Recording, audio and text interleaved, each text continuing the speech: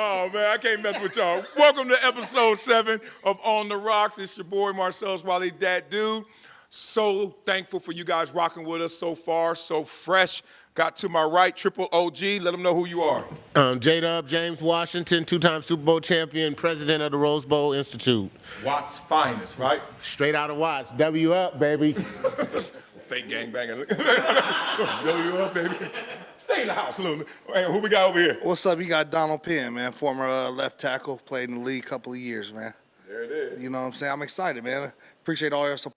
Yeah, left tackle means respect, huh? Right tackle means run blocker. Is that what we saying? Man, left Why tackle, didn't you just say old tackle? Why'd you say left tackle? Because left tackle, you got to put a little bit more oomph on it. You know, you got the quarterback's blind side. You got a lot more responsibility, and you get paid the big bucks. That's real. That's why you sitting here, big dog. All right, let's go through the NARPS section over here. Who we got? Yo, this is Carver, right? Go Birds. All right, he getting haircuts for this stuff now, y'all. Let him live. Let him live. He got that Dudley going. He got that Dudley. Oh, the joke's gonna fly, dog. You know I laugh too much. This guy's stupid, man. What's up, y'all? Chef Daz, friend of the show, professional chef, sports enthusiast. Don't even say professional chef, because you have not brought us any food yet. It's episode 7. Episode 7, we ain't got nothing yet. We got a story about his last party that he was cooking at. Let's just say we still waiting to eat. There's a difference between a dinner party and a cocktail party. True. Hey, I was happy. I wasn't the one complaining. He behind you. Oh, I'm sorry. He gonna always pass it off. And we inspired by that sweatsuit right there because support black colleges. We're going to have a topic. PWI versus HBCU. You sending your kids. I can't wait till we have that topic. What's Absolutely. Up? Just give it to somebody. I'm Terry Jingles, film director and Laker fan. There we go. All right. Respect. Richie Porter, Chicago's Southside finest, and Thorn to the inside of the pros. Oh, God. Here we go. Hey, that was already a pause. He said in the pros. Hey, what's O Block? Give me a little O Block real quick. Like, is O Block like? He wasn't around for O Block. Oh, he wasn't? But I know O Block because my grandmother lived down that way. And down that way ain't O Block, dog. She lived on P or Q. I'm talking about O Block. Her block was more serious than O Block, but O Block is serious. It is? It is serious. Okay. It is serious. All right, we're going to have to get into that one time. Yep, it's serious. All right. But you're playing tennis, but it's serious. Okay. Yeah, okay, buddy. No, he used to go visit his grandmama. I get it. I go by Just, New York City's finest. Blaze. You here repping the city, a.k.a. the young OG. Oh, that's my guy, Dipset.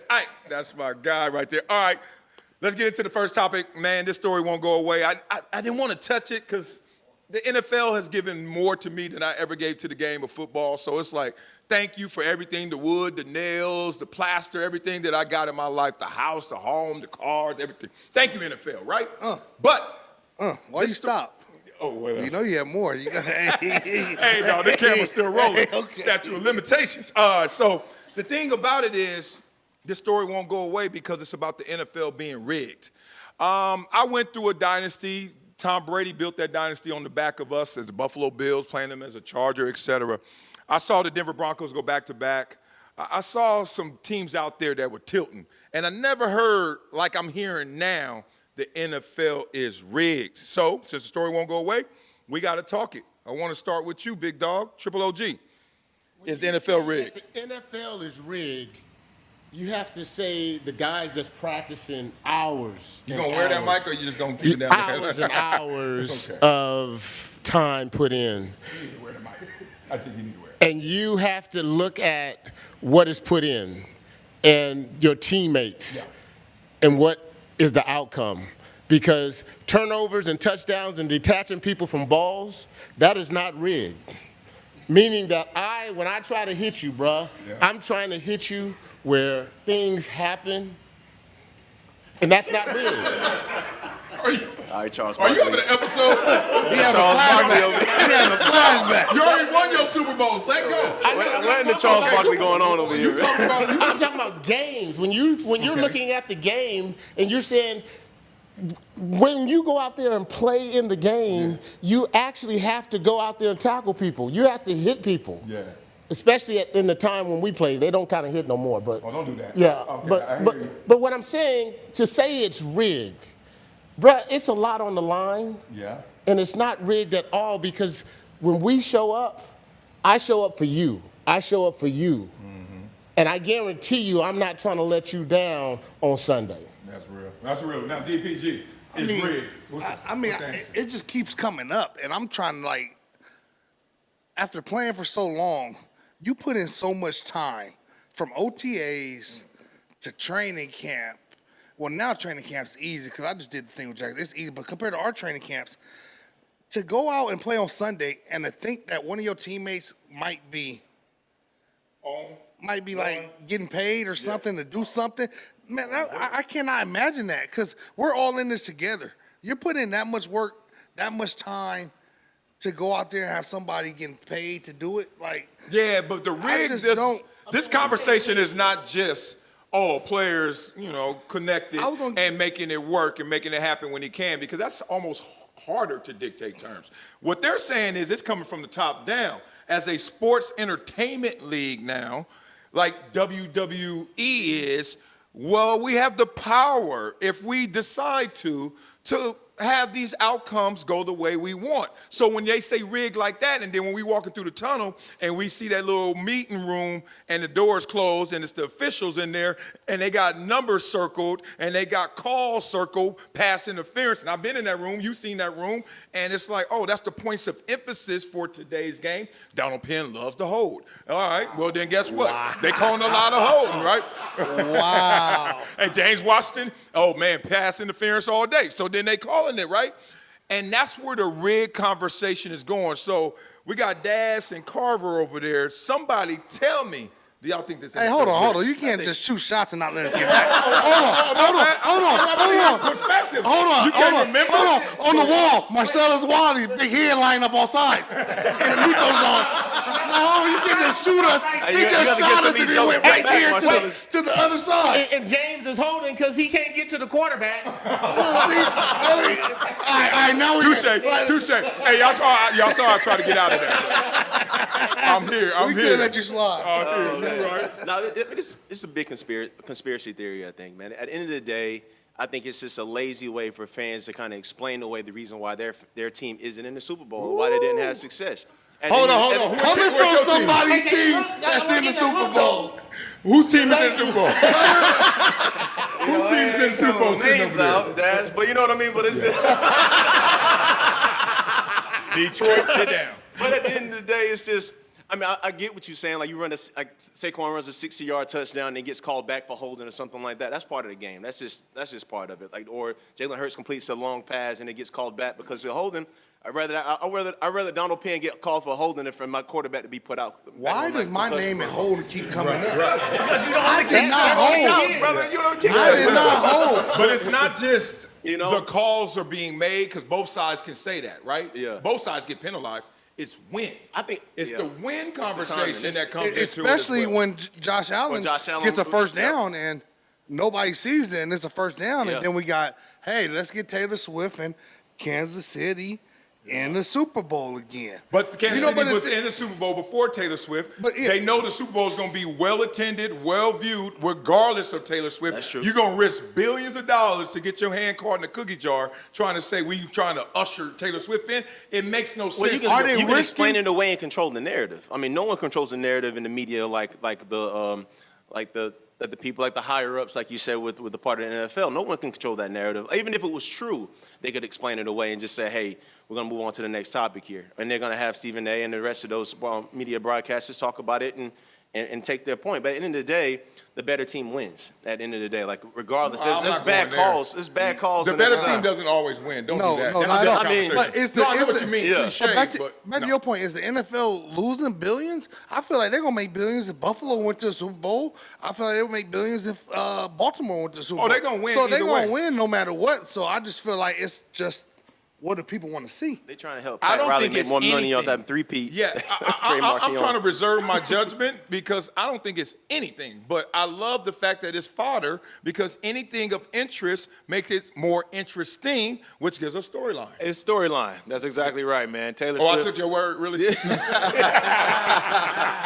Taylor Swift being in the building, Super Bowl, giving these guys an opportunity to three-peat. Like, it's all storyline, right? So I don't know if it's rigged. I wouldn't necessarily go as far as saying it's rigged. However, I do feel like there are conversations about what possible outcomes could be in ratings and all of that. It's business at the end of the day.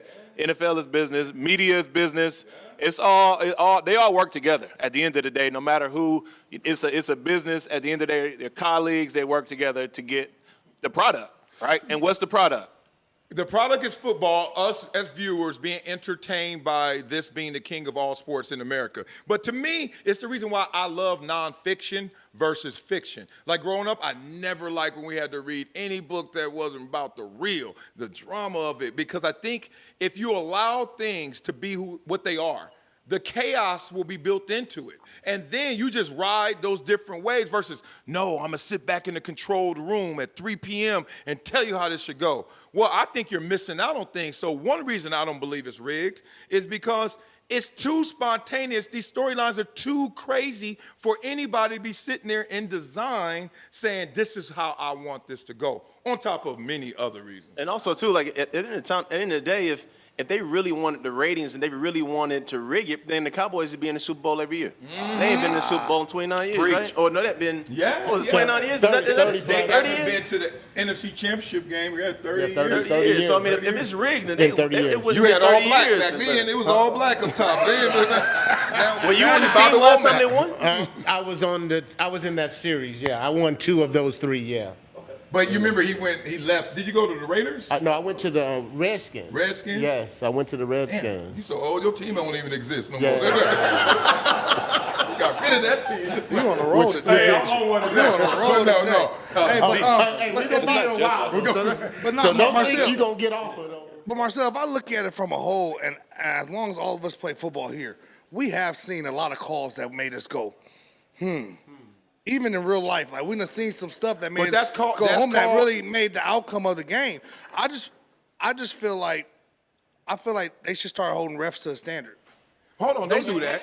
Have you had some bad plays? Huh? Have you had bad plays? Yeah, but I had times where refs. But yes or no? Yeah, and I Well, got then held why to a can't refs standard. have bad calls? And I got held to a standard. And they get held to a standard too. One thing that people don't respect about referees, you break it down. You know So now how this works is that they get a grade every week. Do they Every week. pay get docked?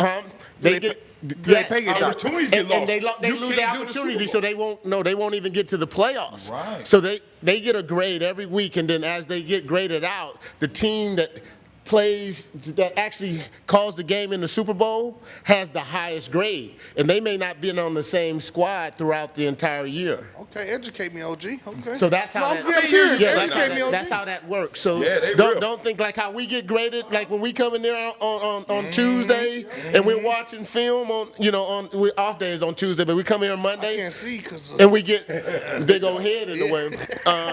So when you have an opportunity, understand they get grade from top to bottom. Top to bottom. And Hockey, that's why they would lose. And they but would if lose somebody games. telling them, hey, I'm gonna give you this grade, make sure you make this call.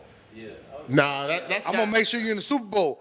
Make sure you make this call. Because one thing I think that really develops too with these refs that been in the league, they create relationships. I where, agree. Hey, I don't like this coach.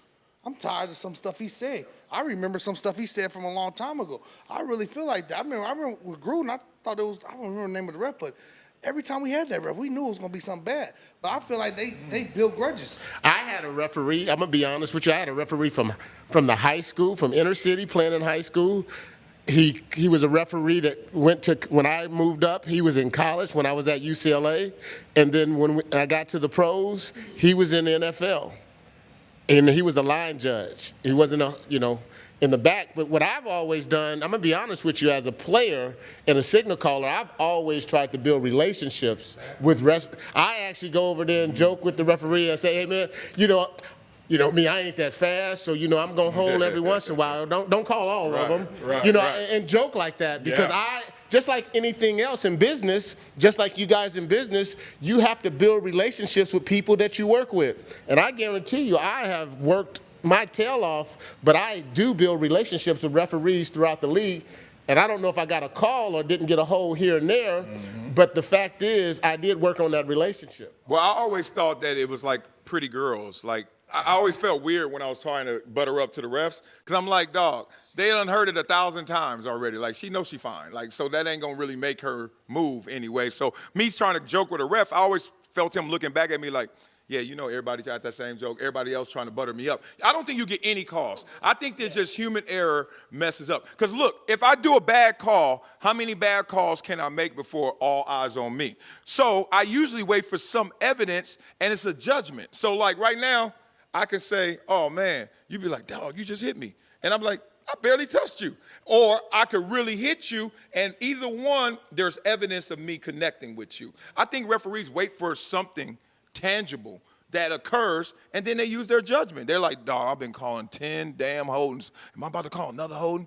Yes or no. And then in that moment, we write our own script to what we just saw. But it's also the human eye too, though. I mean, you only see what you see. And the fact is that, you know, there may be somebody that be a little aggressive on rushing. There be, you know, we were very fortunate. We had a good line, but Eric hold all the time. Yeah. You know, but he practiced it. I mean, Michael Irvin pushed off a lot, but what he did is he practiced the skill set doing practice and keeping that arm in and not extending it out. I mean, those are techniques that you work on, and they hear about those. The referee here, they have a list of things that normally a team is known for that they actually look for. At the same time, some of these referees are known for missing these holding calls in the Super Bowl, like they did last time we played. Oh, here we go. They known for it, man. Like, and they talk about it in the media all the time. Like these referees have a tendency to miss these calls, but whenever it's the other offensive line out there playing, other offenses playing, they don't miss those calls. They call them every single time. So I can see how the conspiracy theory could be shown, but at the end of the day, these players and coaches want to win. They're definitely not doing anything to jeopardize that after sacrificing their bodies. Everyone's pulling in the same direction, and whenever something gets off rhythm, we wonder why. More than just the actual fact of you're off rhythm, like you're on a different course, but then we try to explain it away. And most of the times, we don't know anyone's full motivation, so we gonna guess the rest, and that's the conspiracy theory. People who have come to me before, it's like, dog, you lost contain on that play. What was you thinking? And I was like, frankly, I wasn't thinking. If I was thinking, I would have thought to have contain, damn it. Like, you know what I mean? Like, Thinking I was tired and my back hurt. right. He did block me too, you know what I mean? So I think sometimes referees have a bad angle. Maybe in their head, they're like, dog, I gotta relax on this. Or maybe this is the time of the game where it's like, I gotta let them play more. You can hear it. Refs swallowing whistles. What else cliche Happens you in hear? basketball all the time, too. Right, or let them play. These are times where you know the refs are kind of like chill. Yeah, it's definitely out there, off their stuff, because I had the ref backside. I done grabbed the dude, and the dude throwing his hands up. He like, plays first side. What I'm gonna call that hold for? You wouldn't make the play. Yeah, that you flop. would have made the play if you were free, because the play's front side. So it's definitely off of you know, what they see, and they have to make the decision. Hey, is this gonna really affect the play or not? Because sometimes a holding call backside is not really gonna affect the right play side running. So why would you even call that? Let me pose this question to one of the NARPS over there. From the perspective of rigging, because we're here now, we got Eagles, we got Chiefs. From the perspective of rigging, because it's all really Kansas City focused, basically. Did the Kansas City Chiefs win the AFC Championship game? Did the Buffalo Bills lose the championship game? Or did the refs go out there and cheat and make that a championship victory for the Chiefs? Did they rig it? I mean, I think Kansas City won. There was some bad calls, but Kansas City did what Kansas City always does. End of the game, they just know how to win. If you put the ball in Mahomes' hand at the end, he's going to do what he does. So, yeah, there's some calls. I mean, I feel like in every game, there's calls that you can look back and say, hey, you should have won this. But in that same instance, Kincaid dropped that pass. Damn you, Kincaid. And he could have won. If he caught that, the Bills could have possibly still won that game. Yeah. So that's not a referee thing. Right. So in that moment, that's y'all lack of performing in a big moment, and that's Mahomes showing up in a big moment. That's to your point, Carver, of like, it's just the losing team trying to explain away their sorrows, really. Like, you didn't do something, Buffalo. And it's like, now you're trying to explain that away. That's crazy, because in that same moment, the referees are sitting there like, I'm not calling anything that doesn't happen. So whatever happens now, I can play with what you give me in those moments. But I do think missed calls can affect the game. Oh, absolutely. Right? So it's not always pleasure. Detroit, my man, when he got hit, Let that it should have go. been called. Okay, I give you some of that. That should have been called. But isn't that every game? That was a missed call. Yeah, it happens every game, 100%. Okay, so can we But wash that it was away? a missed call that affected the game, in my opinion. Okay. I think he was hurt, and he wasn't the same after that hit, after that play. And he wasn't able to, that didn't cause him to throw interceptions. That didn't cause any of that. Are we talking about when he threw the interception and ran down? No, I'm talking about when he got hit at the goal line. Okay. That was a call that should have been called, and they scored right after that. Smell it. So my deal is that you're not counting the 5 turnovers that actually happened in that particular. I said that didn't affect that. You know how However, many he wasn't people the have same. won with 5 turnovers? He's still hurt. They're still waiting on the first one. Like, you get 5 turnovers, unless they get 5 with you. No, you can't win like that. You're still hurting. You're still hurt. That's okay. And You there's going to be missed calls throughout the game, and then you might see a referee try to make up because he made a bad call.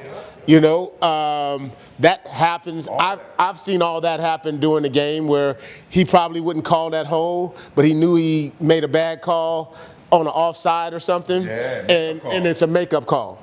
We see that. We see that as players. You know, when you watch the tape. But now, if you have an opportunity to go watch tape like how we do, with no music, no sound, you're just in a dark room and you're actually watching play by play. There's a lot of missed calls in the game, and there's a lot of things that people have gotten away with. Yeah. And y'all would never find out about because y'all don't know. And I feel like too. I feel like the refs too. I feel like I catch the refs too. They'll look at the jumbotron. Oh shoot, I missed that one. I got it. Like, no, I'm serious. Like they'll be like, no, I'm serious. They'll be like, damn, I did miss that one. Like, shit, I got it. And then they're gonna give you another one back because you see that sometimes. But I feel like they pick at that jumbotron. They pick at them replays. All right, that's real. NFL doesn't need to cheat. Yeah. They're like Vegas. Vegas doesn't need to cheat you. They're going to win long term no matter what.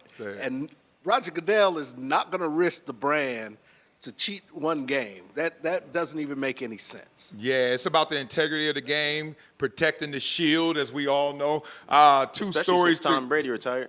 Huh? Well, no. See, that's the thing. I'm gonna actually bring that up. People think that's to the point they don't need to cheat. They don't care if it's Patrick Mahomes. They don't care if it's Tom Brady.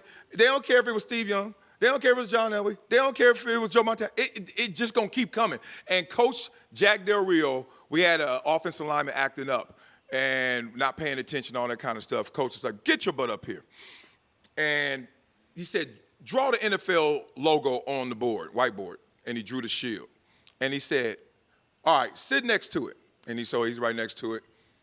And he like, "Everybody out here, which one's bigger? This big old 6'7", 330-pound dude, or this little emblem he just drew up there?" He said, "Don't ever get it twisted. You keep acting up, okay, you're going to see how big this is, right?" And we were like, damn, okay. Way to sit in the lesson, because it's about that logo, that shield, protecting that brand at all costs. To the point of this being rigged, Patrick Mahomes, they say, in 1 minute or less in the game, one possession or down, in the one possession game, he is 7 for 7 on those final drives in terms of getting the points and getting the victory. If you got somebody who's perfect in the most clutch moments, why I gotta cheat? There's no need to do it. So let's transition right now. Make sure Terry and Eugene's there. Keep this party going. We're gonna talk about the NBA right now. And we're gonna pick a side right now because Jimmy Butler and the Miami Heat are beefing this out. And that was one story. We covered that story before, but now it's taking on some new flavor because, like anything, you start to have ambassadors for your side, right? So Shaq and Charles Barkley had a really interesting conversation about this.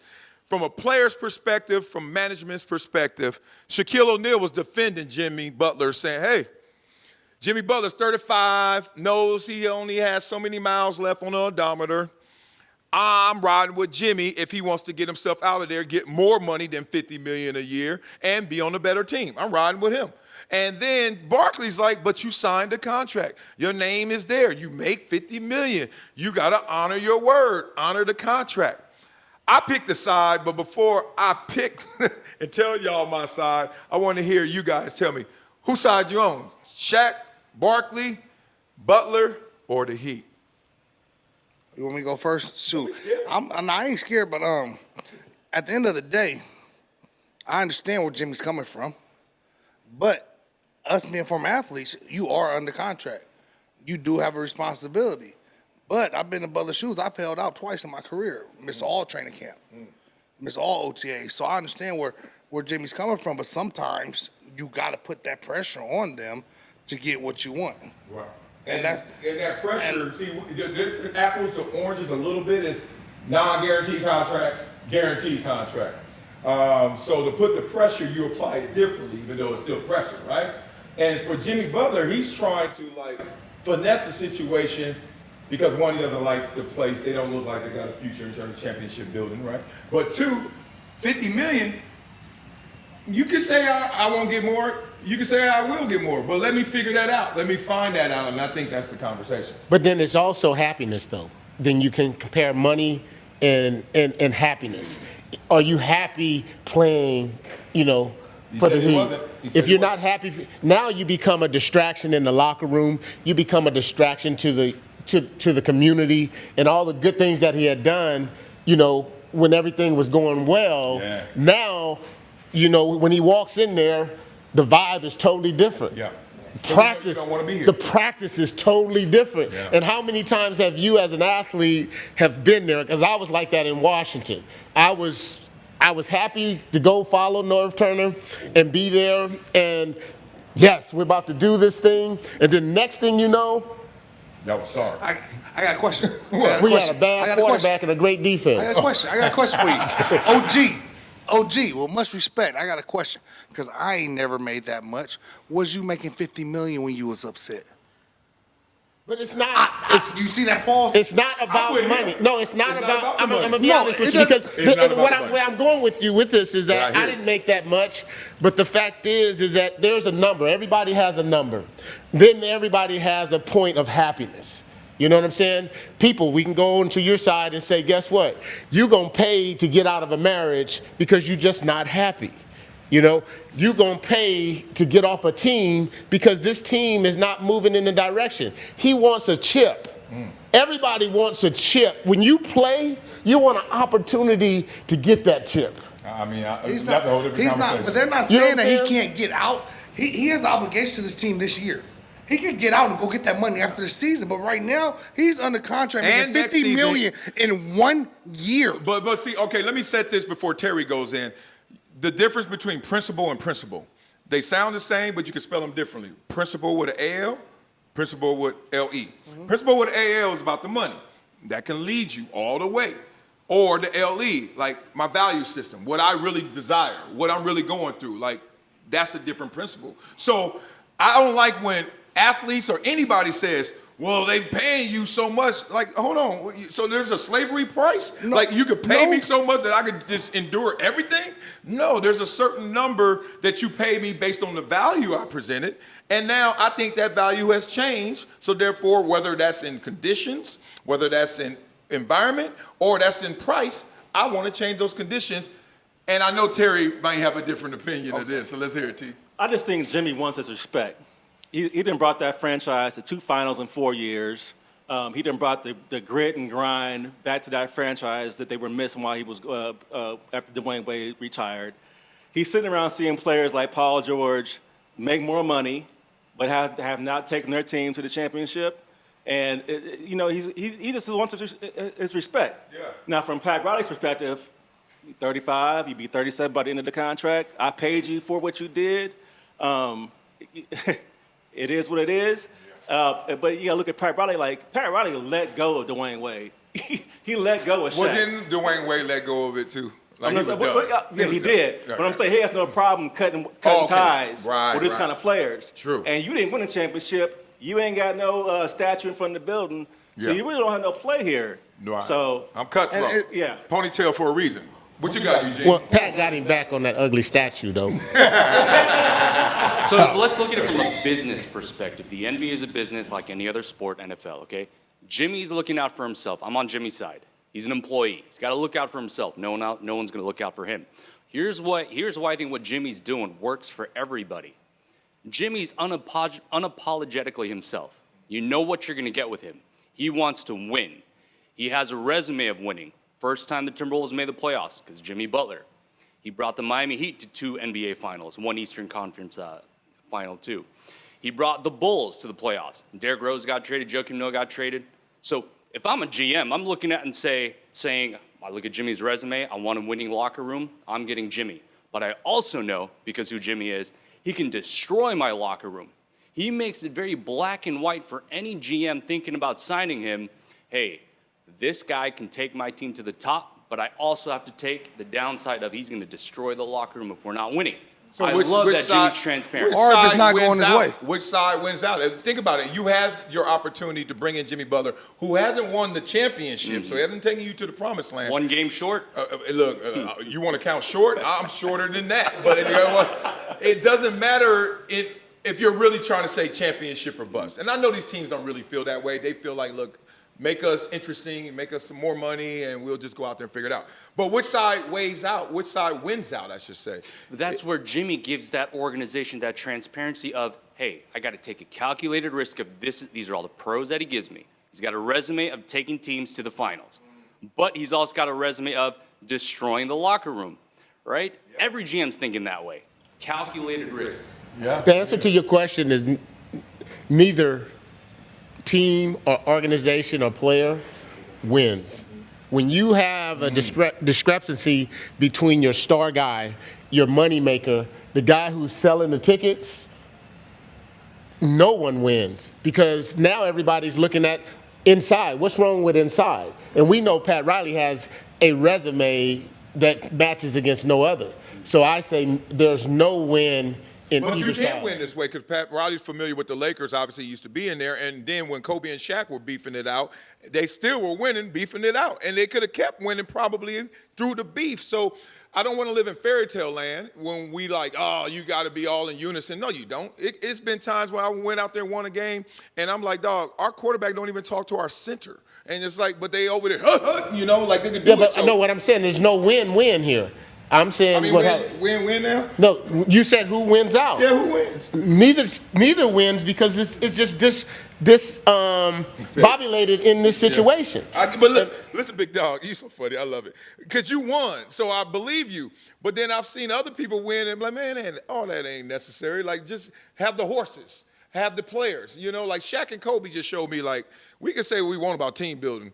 Dog, if you good enough, you can overcome all those bad issues you guys have potentially. So you could win. So let's think about like Detroit, for example. Let's say Detroit took Jimmy Butler.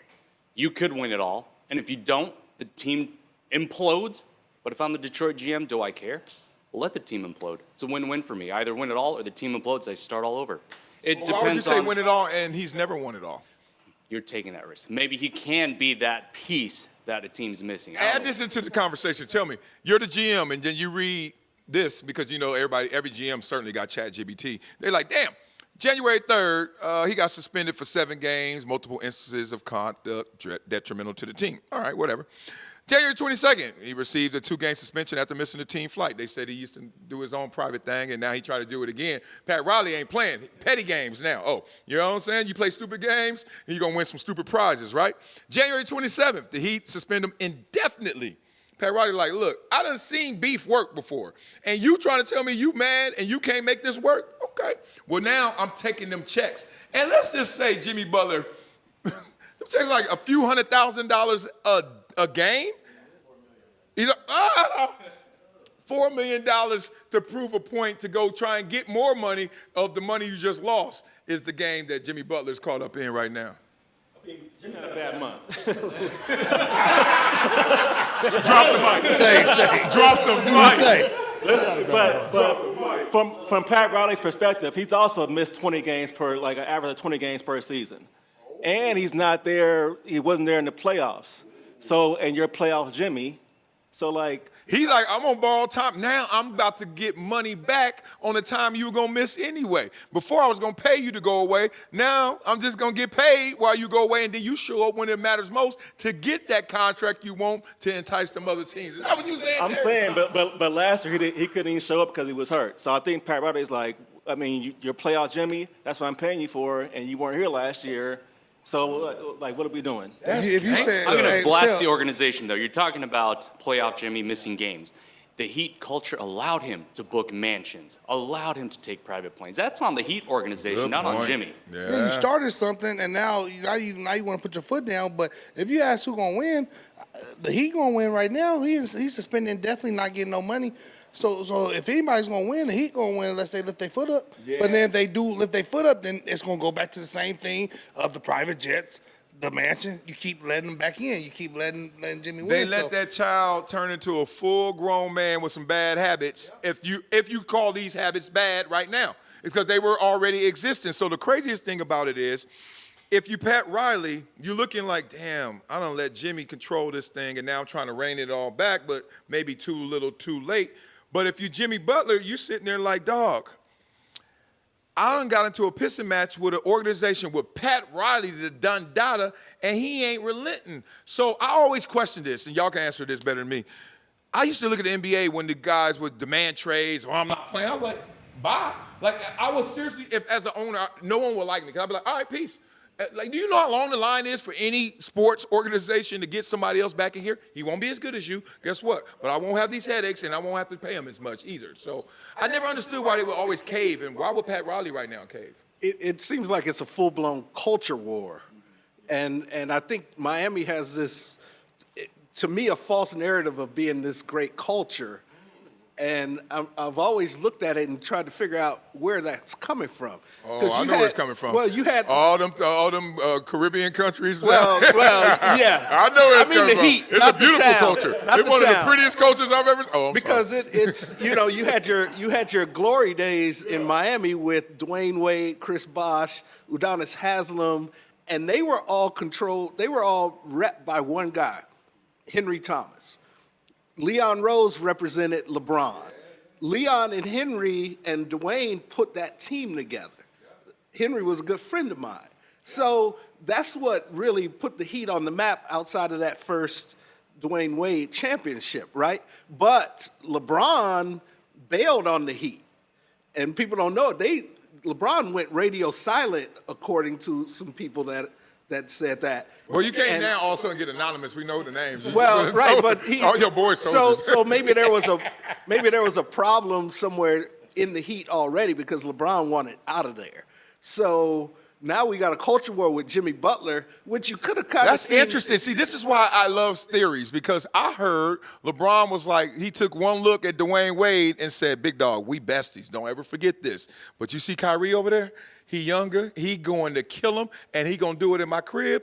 I could go back and I'd rather pair up Batman and Robin there than Batman and Robin here, as Dwayne Wade was starting his decline. But hey, all theories should be respected. And last thing, I kind of saw this coming with Jimmy. Jimmy started reading his own press clippings with the coffee and the hair. And hold on, the coffee? What do you mean? I mean, making a little money in the pandemic? Well, what do you mean? What I mean is that at certain points you see people feeling themselves a whole lot. By making coffee? Well, no, it's the totality of actions. Okay. Coming in with the perms, coming in with the hair, coming in with all of that. I think that kind of moves towards how he's thinking of himself inside of an organization. Because he's starting to solo himself out. Bigger than the team. Yes, bigger than the team. Any basketball player that comes with a perm, knowing you're going to sweat that thing out, something wrong with you. Hey, LD, here's up.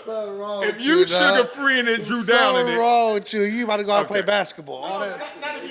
But I don't like that. I hate when they use your physical. No, I don't. You're right. Because Cam Newton kind of proved like, yo, Cam, chill. Like, but I don't believe in that, like, oh, these little symbols are showing me really who you are. I don't, because I've seen ballers do weird things. Like, it's funny when you see somebody balling out of control, but Dennis Rodman. Like, nothing he did stopped him from being Dennis Rodman, right? So I will use him as a counter to when Jimmy Butler decides to be his version of Dennis Rodman. Like, did that really affect his ball and his game, his psyche, any of that stuff? Well, Dennis Rodman played a long time ago, and the scrutiny was a whole lot less, and the news cycle was a whole lot shorter. If you're listening, and I'm not the one to care about, I'm not the one who doesn't listen. Like Bradley Beal just had an issue, and he said, I'm not even on social media. No, I'm on it. I'm in them streets. But guess what? I'm coming home and washing off every single night. I'm putting on the white pajamas to go to bed. But I'm different than most cats maybe. But I don't think it's about the era. I think it's about who you are in terms of expression. But why do we link that to your game? Trying to get back on track to Jimmy Butler's situation. So for Jimmy, it's not unique to Jimmy. He wants to win. The Heat have not been winning for 2 years. He's tired of being there. It's as simple as that. He's a winner. You got cats like Jordan Poole, Kyle Kuzma, D'Lo. They're fine playing for losing organizations. They just want to play. They don't want to win. Jimmy wants to win. That's another reason why. How the hell do you know that Kyle Kuzma, who I just saw? He went for money. He went for money. He didn't go to win. Let me tell you this. If you are competing at a professional level, high school level, you want to win. You don't wake up and show up to a game and say, guess what, I'm going to lose today. But that's not how you show you want to win either, big dog. It's not about the money. It's about showing up. Everybody who goes to practice, there's some dudes on the team. There's some dudes on the team that you question. But the fact is that this is a superstar, and he wants to be in those lights. He wants to have that championship. You guys don't understand the end game when you play professional sports, may it be the Olympics, winning the gold medal, you know, hosting that trophy at the end of the year. Because it's only one of one. You don't get an option to say, okay, second place. It's not the YMCA. There's only one of one. Hey, every year. Be nice to them NARPS, man. No, but it's clear. I want to hear from the champ, nice from a Super Bowl champ. Super Bowl champ. Because you're saying every athlete in whatever, NFL, NBA, MLB, they're doing it to win, not I'm going to take the money and go do something else. No, let me say this. Let me say this, and I want to hear, I know my dog back there, Dipset, got to get in. To win is not I showed up, I practiced, I'm great. To win is your level of investment that's going to overmatch and outdo whoever your opponents are. Now, that standard always changes.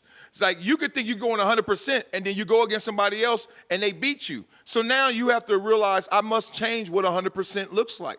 That means I have to bring in more resources. I got to do more. I got to eat better. I got to sleep more. I got to stay out the streets. Whatever it may be, because everyone thinks it's like I play ball and I play well and I try hard. It's so much more like I'm going to raise my hand to be guilty first. I should have got more rest. As y'all know, I send y'all some notes at 3 in the morning. Like, I will go to bed at 11, 12 o'clock and wake up at 3 and be like, it's a day. And everybody else is knocked out. But I did that in college and it worked. And I got to the league, I kept getting hurt. And everybody's like, you need more rest. So I was like, I can't sleep. And that was life. But looking back, you want to be better? Get your ass in one of them hyperbaric chambers to do something. Because if you really want to win. So I can't lie and say I wanted to win and I didn't do everything that I saw winners do. But if you're saying it's about winning, I mean, if it's about money, you gotta understand what comes with getting money and more money, winning. Winning, you gotta go out there and win. You get the publicity, you get the more money, you get the bigger contract. You lose and you ain't gonna be able to get that. The reason why Jimmy has so much leverage that we all think is because of everything you name. And that came with what? Winning. You see what I mean? Real talk. So, there's so many different points that have been made, all good, but I'm gonna try to wrap this up real quick. They're all good, but I disagree with some, but they were good points. So first, I just wanna say, I think what you said in regards to everybody wants to win, you're coming from a football mindset opposed to a basketball, and there is a difference. Because in football, you get out there on that line, if you're not all in, you can get your head taken off. Yeah. So you gotta show up and be ready. Yeah. Basketball is a little different. Like you can take off plays in basketball, and a lot of guys, I know some personally that literally just are there for the money. They just want to check. They don't care if they win or lose, but the millions of dollars, they can live the lifestyle they want. So that's the only thing I disagree with that. In regards to who's going to win between the Heat and Jimmy, I think ultimately the Heat are going to lose that. Because what's going to happen is they're going to have to trade him. So the player that just took you to 2 finals, you're going to lose him. And because you've lost LeBron, whether he left on his own or not, you lost LeBron. You lost. Everybody saw how you treated D. Wade, and it was Wade County. So we saw how you treated him. You lost the best player in the league, LeBron, and now you got a guy who you didn't really give him nothing to support him, but he still took you to 2 finals. So you're going to lose him too? If I'm a superstar player, yeah, Miami is beautiful and all of that, but do I want to deal with what comes with the disrespect that may come with being in this organization? You know how that culture treats you. Right. So I think long term, like right now, they may get out of paying him some money, but he's still going to get his money somewhere else, and then you're not going to have nobody, and then you're going to become the losing culture because you can't bring nobody in. Damn. And just last point, you're talking about 35 million. I mean, Jimmy being 35 and not getting his money. I know he's not Steph, so I'm not putting him on the same level, but his resume earns him a max contract, regardless of his age. Because Steph is 36, and he just signed for $215. So when he's 40, he's going to be getting $60 million a year. So if Jimmy is at 35 and he carried you to 2 finals, you got to pay that man. But hold on, 2 final appearances ain't the same as 4 championships. Don't do this. But no. Them He just resumes signed ain't the at same. 36 years No, old. but Them championships was for before. But you only get paid off of previous production and future always. projection. Not always. It's the balancing act. No, Yeah, it's the balancing act. off of what you did previously, but Right. also now. So Steph has a huge lead on Jimmy in terms of previous Right. production and resume, or at least how it turns out. Right. Championships. And then going forward, I'm still betting on Steph shooting threes longer than Jimmy Butler over there playoff Jimmy Butler. Right. Again, that's why I preferenced it Yeah, by yeah, no, saying I know what I'm you're not saying Jimmy is Steph. But he's max. He's based on his resume for his Little team. rich for me. You can't compare the 2 players side by side, but you can compare what that player did for his team. Okay. Because he's the most valuable asset for the Heat. They're not get going to get nobody else in at this point that has done what he's done. Yeah.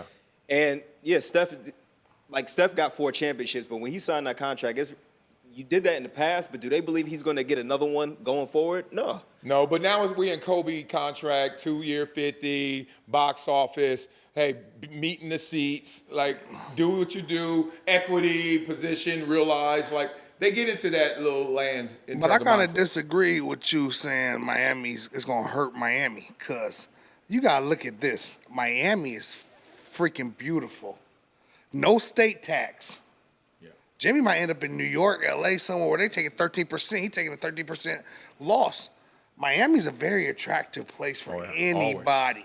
That's why they keep I got something for that, and I though. think Pat knows that, and he knows he could do something with this trade and regroup this.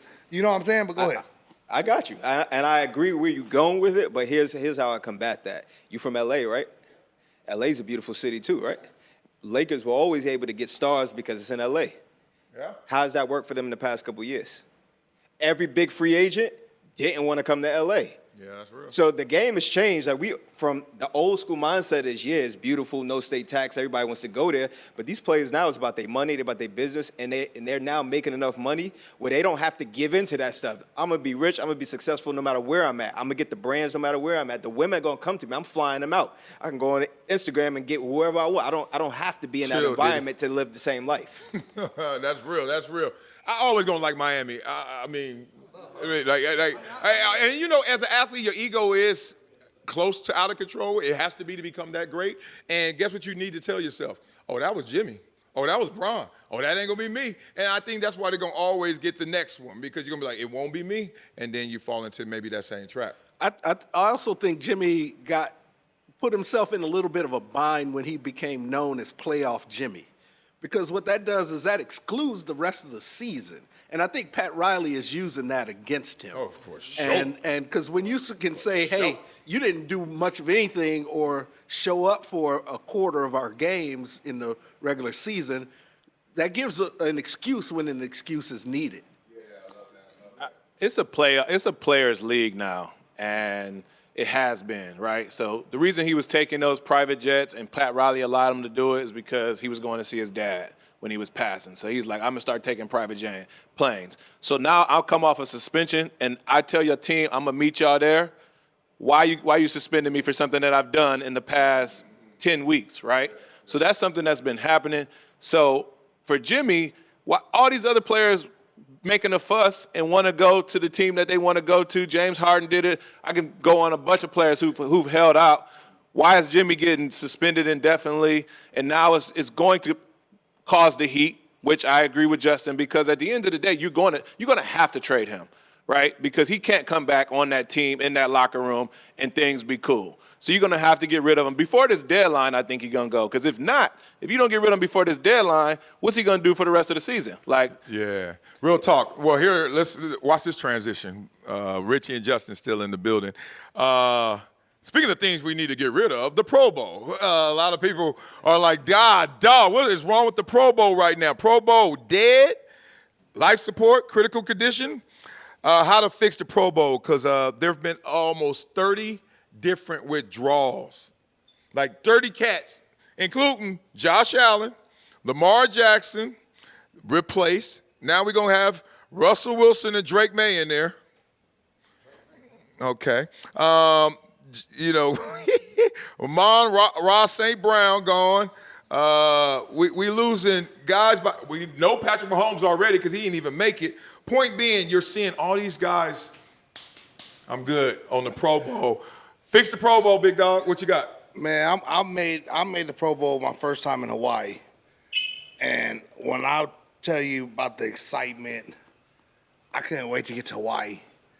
Beach, a week free, Hawaii, family out there, but just you're in Hawaii. Yeah. Now they got in Orlando. I went twice in Orlando. Okay. It's not the same excitement. Hell no. It's not the same want to go. You don't get no. I went the first time. And I was hurt the second time, so I couldn't go. But I went the first time, and cats like they're saying, they're taking out. They'd rather be on vacation. Yeah. They rather take their family to a week to the Bahamas, Yeah. to Turks, somewhere else. I think they need to move it back to Hawaii.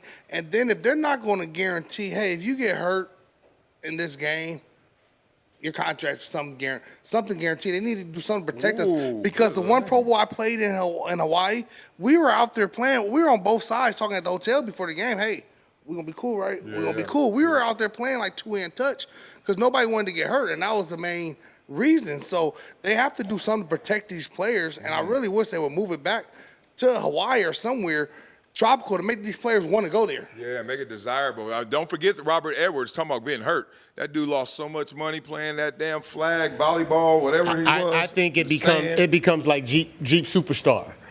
It's just an event, but the guys who are going, they pull out in their contract, they're already getting those bonuses before they get on the plane. So that's the reason why, man, and they then added an extra game.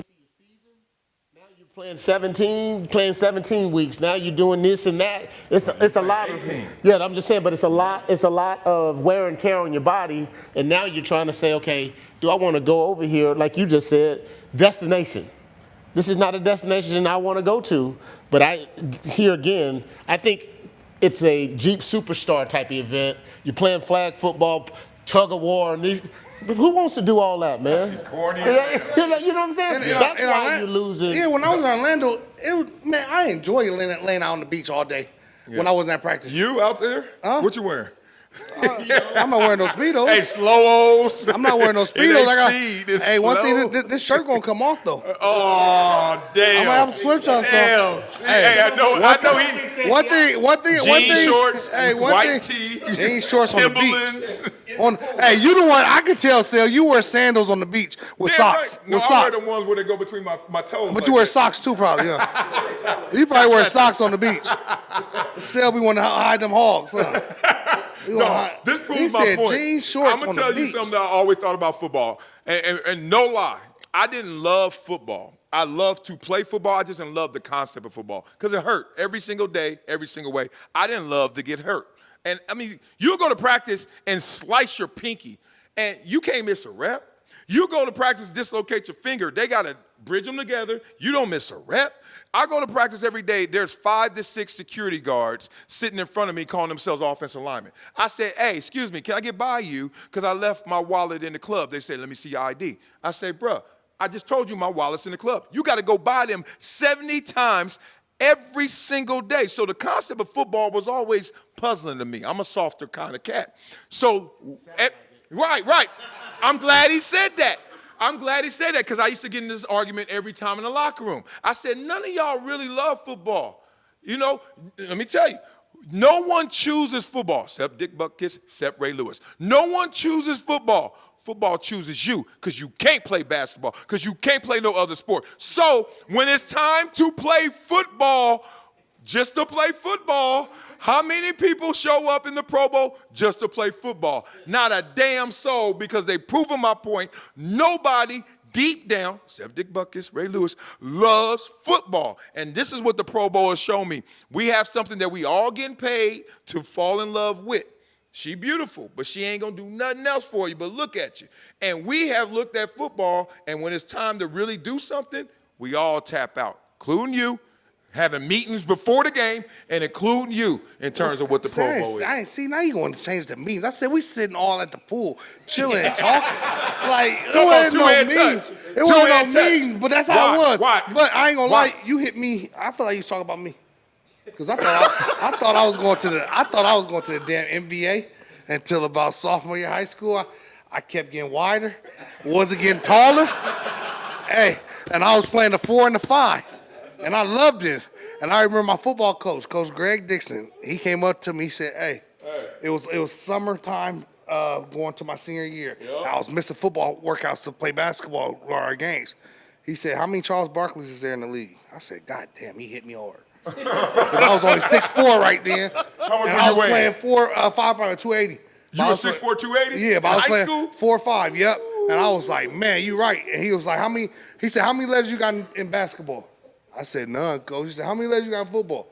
"A lot." He was like, "So you need to stop missing football practice." I was like, "Yeah, you right." There it is. You right. Bang. You didn't choose football. It chose you. Exactly. Why play games to honor the best in the league in any sport? It doesn't make any sense because I think it was from a bygone era where games weren't on TV that often or they were on tape delay and players didn't get that much exposure. Okay. Players are exposed everywhere now in every single sport, no matter the market. Yeah. So you don't need them to perform the task that we know they're great at and risk their health in any sport. But why not see the top 24 battle it out to see who's really number one in this moment, despite who's greater? Well, LeBron's the greatest player playing right now, but he ain't the best player. So why we can't kind of duel it out to see who's best? Well, because there's a lot of losers in that. There's a lot of losers in that. And if there were a podcast All-Star game, you wouldn't go if you thought that if I touch this mic, I may or may not get electrocuted. I get your point. Hey, it depends on who at the podcast. You see what I'm saying? Hey, No, if you gonna go, you or just not. wouldn't go. You wouldn't go. Is Ryan Clark there? It depends on who there. It's all about who there. If you gonna go. So I'll go I and go, think hey, how you doing, little man? I think with the times changing, the way we consume media changing, I don't think you need games to honor these guys anymore. I think there's a whole lot of other ways to do it. Just have a big ass dinner like they do with the Oscars. A buffet? They go to Golden Corral and be like, yo, I don't know. One of the best. But you gotta understand. But Look. I understand what you're saying because What are you saying? I made that, and that sounds good. But you have to look at the big corporation. How much money they gonna make from that? Yeah. How much money they gonna make from that? Kia saying had that game. How much money they gonna make from that? Damn, How many commercials? Yeah, not all losers. Whatever it is, I mean, I'm sure the ESPYs has great viewership, or they wouldn't keep doing it. So you can get the sponsorship money. You don't have the Oscars make a ton of money. The Golden Globes make a ton of money. The Grammys make a ton of money. They ain't watching them eat dinner at a buffet. No, I'm not saying. I'm saying that as I'm not saying a buffet. Where you? But you know, he said buffet. But you know what what I'm what talking I'm about? saying is that Why you keep saying buffet? Right, you don't have, He said buffet. what are you talking about? Fat Right? ass. You know, This ain't high school. You switching Golden sides, Corral. You Right. switching sides, OG? No, I'm on your side. You switching sides, OG? I'm always on your side. What I'm saying Switching is, sides on. I'm always on your side. you don't I have got your to. back. You don't have to risk your health Yeah, I feel to you on be that one. honored. Those are conflicting ideas. Yeah. Honor me so I can stay healthy and come out the second half of the season refreshed. Well, they do it at and the end of the excited. season. You're talking basketball is different, but the Basketball and fact is, baseball do it during the season. In football now, it is, like I said, it's like the Jeep Superstars. It's not like you're actually playing a game. You're pretty much out there playing some flag, touch football, Yeah, but and old some boy tug of blew war. his knee out in the sand. Remember that? He Yes. blew it out. He was done. Even in the Major League Baseball All-Star game, Pete Rose flew into a catcher and ended the dude's I almost career. blew my You know what I ankle mean? out. There's no reason for the risk. Yeah, you're right. But- Because I almost but you blew can- my you ankle can- out in the Pro Bowl game. But you can I do got that rolled up getting on by in the shower Adrian too, Peterson. though. So you get hurt anywhere. Yeah, you're right. Because I You know almost what I'm saying? almost got rolled up on in our flag two-hand touch Pro Bowl game, and I'm just driving the dude running, and Adrian Peterson got tackled right on my ankle. Thank God I got it out last minute. Even when I came to the sideline, all the coaches were like, "Whoo, that was close. That was close," because everybody saw it, and we were just.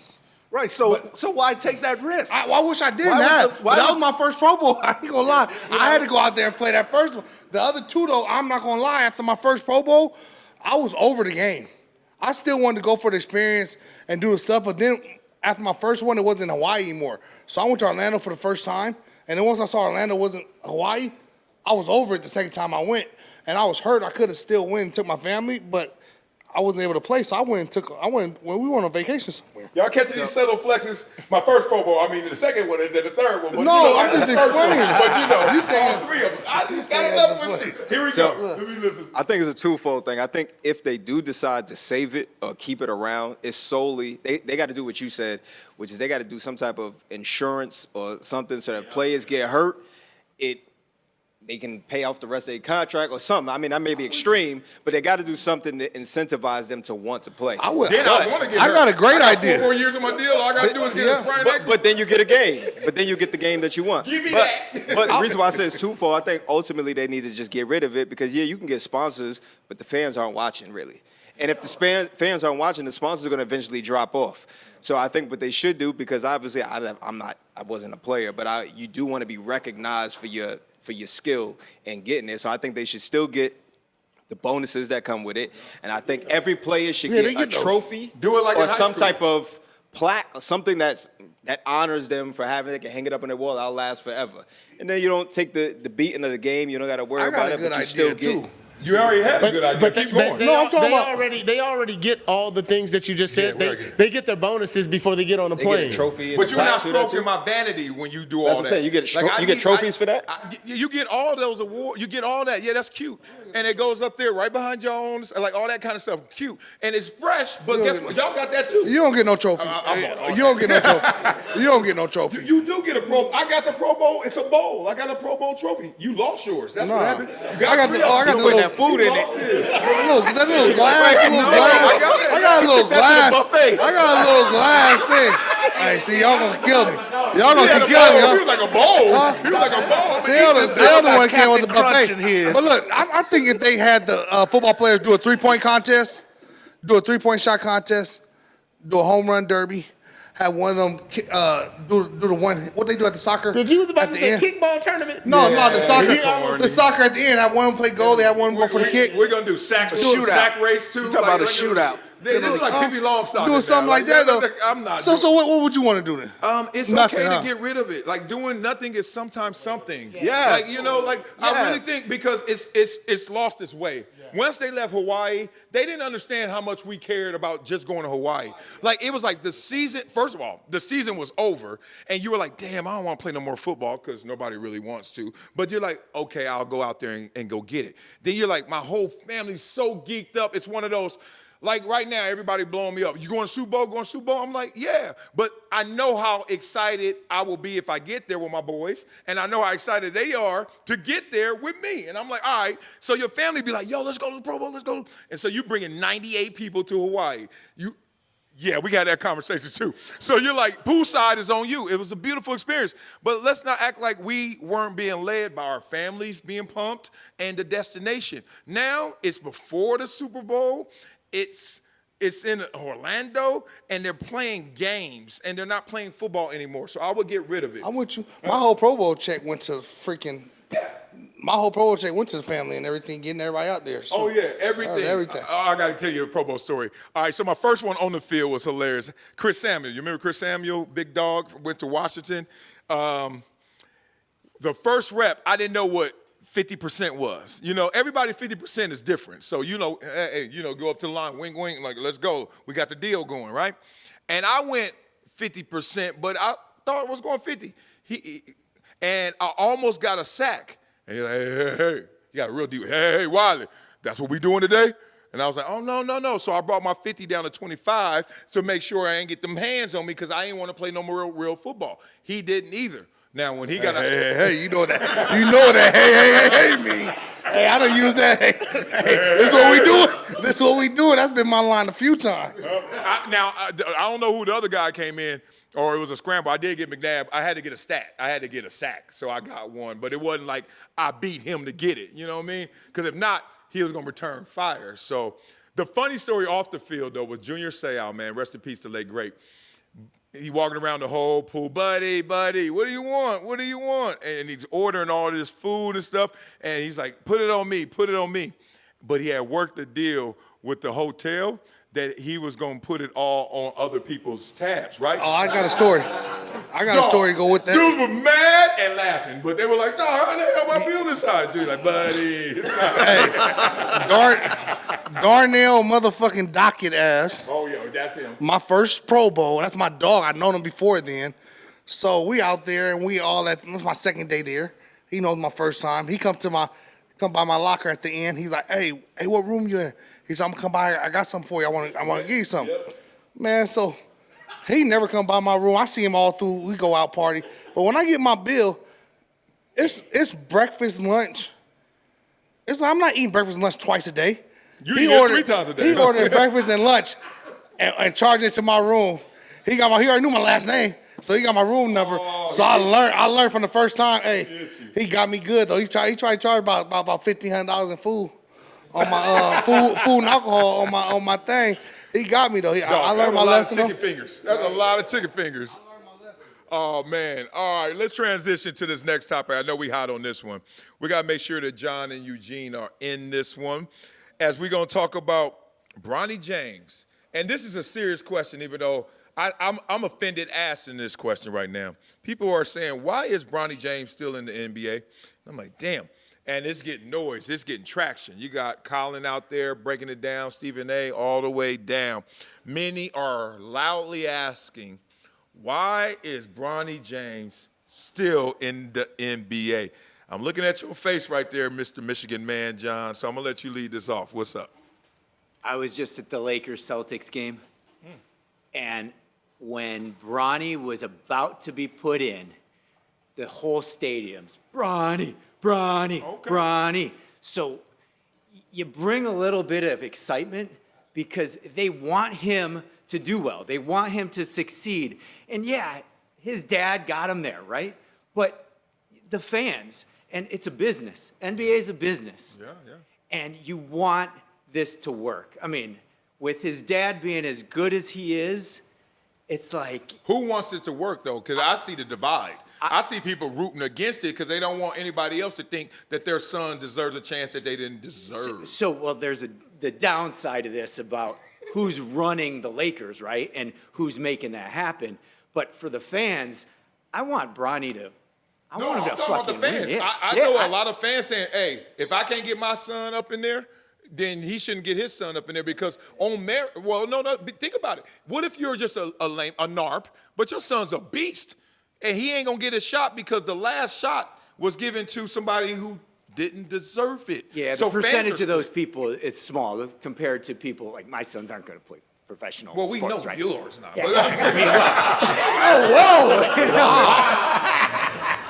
wow. Y'all can't take these shots. That's why I'm sitting here. You should be shooting. You should get jealous and daggers, though. You good. We don't I'm talking about how many people they draft. It's 2 rounds, 30, 60. Number 61. 61 on the draft board. And he went to Cal Poly Pomona. And who is mom and daddy? John and Julian. They're nice people. And he didn't get drafted. He ain't get a look. He's still working out at the YMCA. He's still trying to get it going. That family is not saying, Bronny. They're like, damn me, no? No? Yeah, okay. Now, right? Bronny's got a lot of spotlight on him, right? Yeah. Look across the league. How many other guys who are like the sitting on the bench or 50-50. Yeah, right. 15 guys on the bench. 15 guys total on the team. Yeah. And now, what's the difference between Bronny, 15, if he's just the 15th guy, and his dad is the best player, one of the best players ever to do it? We all know how he got there. He has to put in the work so he can stay there. And that's the only difference. I like that. But Bronny only only person that could sell out G League games consistently. Yeah. That's what he's bringing. And it's a marketing deal. That's what he's bringing. I mean, the biggest piece is that who are you bringing to the table? Listen.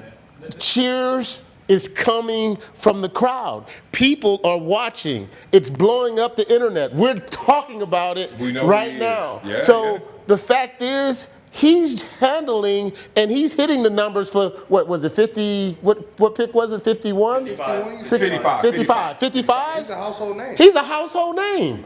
And he's selling tickets. And his jersey sales went crazy this last year. His jersey sales went crazy. And at the end of the day, nepotism is real. We know that, right? It's been happening since the beginning of time. And if LeBron James has an opportunity to do something for his son that he's always wanted to do, big ups and support to LeBron for doing that for his family. And especially the Lakers in particular, because the Lakers is a family-owned business and has been. That's been passed down to his kids before he went away. So if anybody's going to do it, it's going to be the Lakers with LeBron, with bringing in his son. It's a LA storybook. And at the end of the day, if you can do something for your son to put him in position, do it. Hey, if you can do it in any other profession around the country. That's exactly what. Sports was protected because it's a Marcel, you're gonna do the same thing for Lil Marcel when he comes up. I'm doing it right now for Donald Penn III right now. I'm calling, he's a sophomore, just finished his year. I just got to talking about to James about it before we started. I'm calling every coach I know, every person I know, trying to get him offers, trying to get him looks so it can motivate him and do it. I'm going to try to do it. I mean, I love it because I'm a father and it's my kids. I would love to see it. I could tell where you're coming from, how the average Joe might not look at that. But for me, being a father and being at the position I am, I'm trying to give my son everything. I got you don't know how many opportunities I done turned down just to stay here and coach my son and coach my son in high school football these last 2 years. Yeah, don't get it twisted. Like, no. I am nepotism king. Exactly. First of all, Okay. look, my son don't even have to play football until he get to the pros. And if I got a way to get him in, he getting in. Like, it's no doubt. I'm like, he gonna learn on the fly. Like, being real. No. I'm king nepotism. He ain't got to play He ain't got to play at all. Oh, that name on the back of the jersey. I mean, I'm Old Testament. Name on the back of the jersey means so much. I want to pass it on, true. But my question, balanced with that, because I love this lane, is, yeah, you did all that, Bron. Now, your son's averaging 0.3 points a game, 13 games he's played. Your son is 1 of 16 in shooting, 0 for 7 from the three-point line. And look, these are baby stats to me. I actually think he needs time. But the point is, people are really asking, how long is this experiment gonna last? Where are we with this? He's a second-round 55th pick. Can anyone here name another second-round 55th pick? Bronny. Besides Bronny. There's a boy, your boy Jay Scrubb on the Clippers was a second-round 55th pick, and you probably don't even know who he is. What's his last name? Jay Scrubb. His last name is Scrub? His last name's Scrubb. Don't know. Welcome.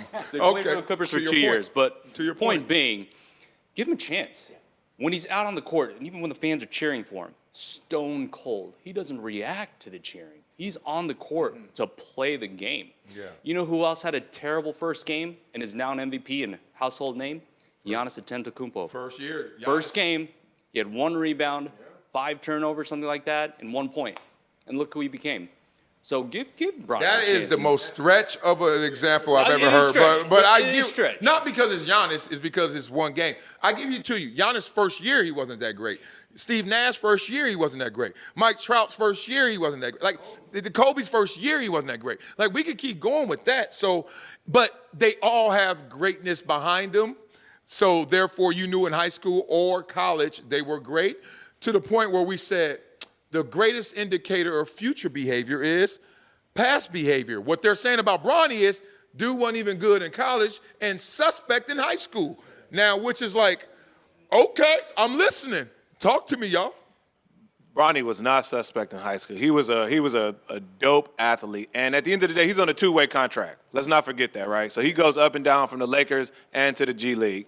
So the experiment is happening because he went for 30 in the G League game, and they're like, let's bring him up for this game. So he's going back and forth between the Lakers and the G League. So that's his contract at the end of the day. And that's going to be his lane until they say otherwise, right? And it may be a point where he only plays G League games. Who knows? But his pops is playing right now, and that's what's selling out tickets, and that's what they want to see. Yeah. So they're going to let that ride. And he was a hell of an athlete, and if he didn't have that injury, Bronny James he's a hell of an athlete. Chill. And if he didn't have that injury at SC, he would have balled out a little bit better. No, I'm not saying he's a hell of an athlete is relative.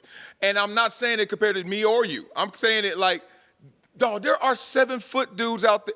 Wemby's an insane athlete, right? LeBron's an insane athlete, right? Helluva is for the guys under them, that tier 2. Bronny is 6'2", not playing point guard. What is that? You're not a catch and shoot guy. You're not a 3-and-D because you ain't 6'6". I mean, like, hella athlete means like if you saw him somewhere, he could beat you running.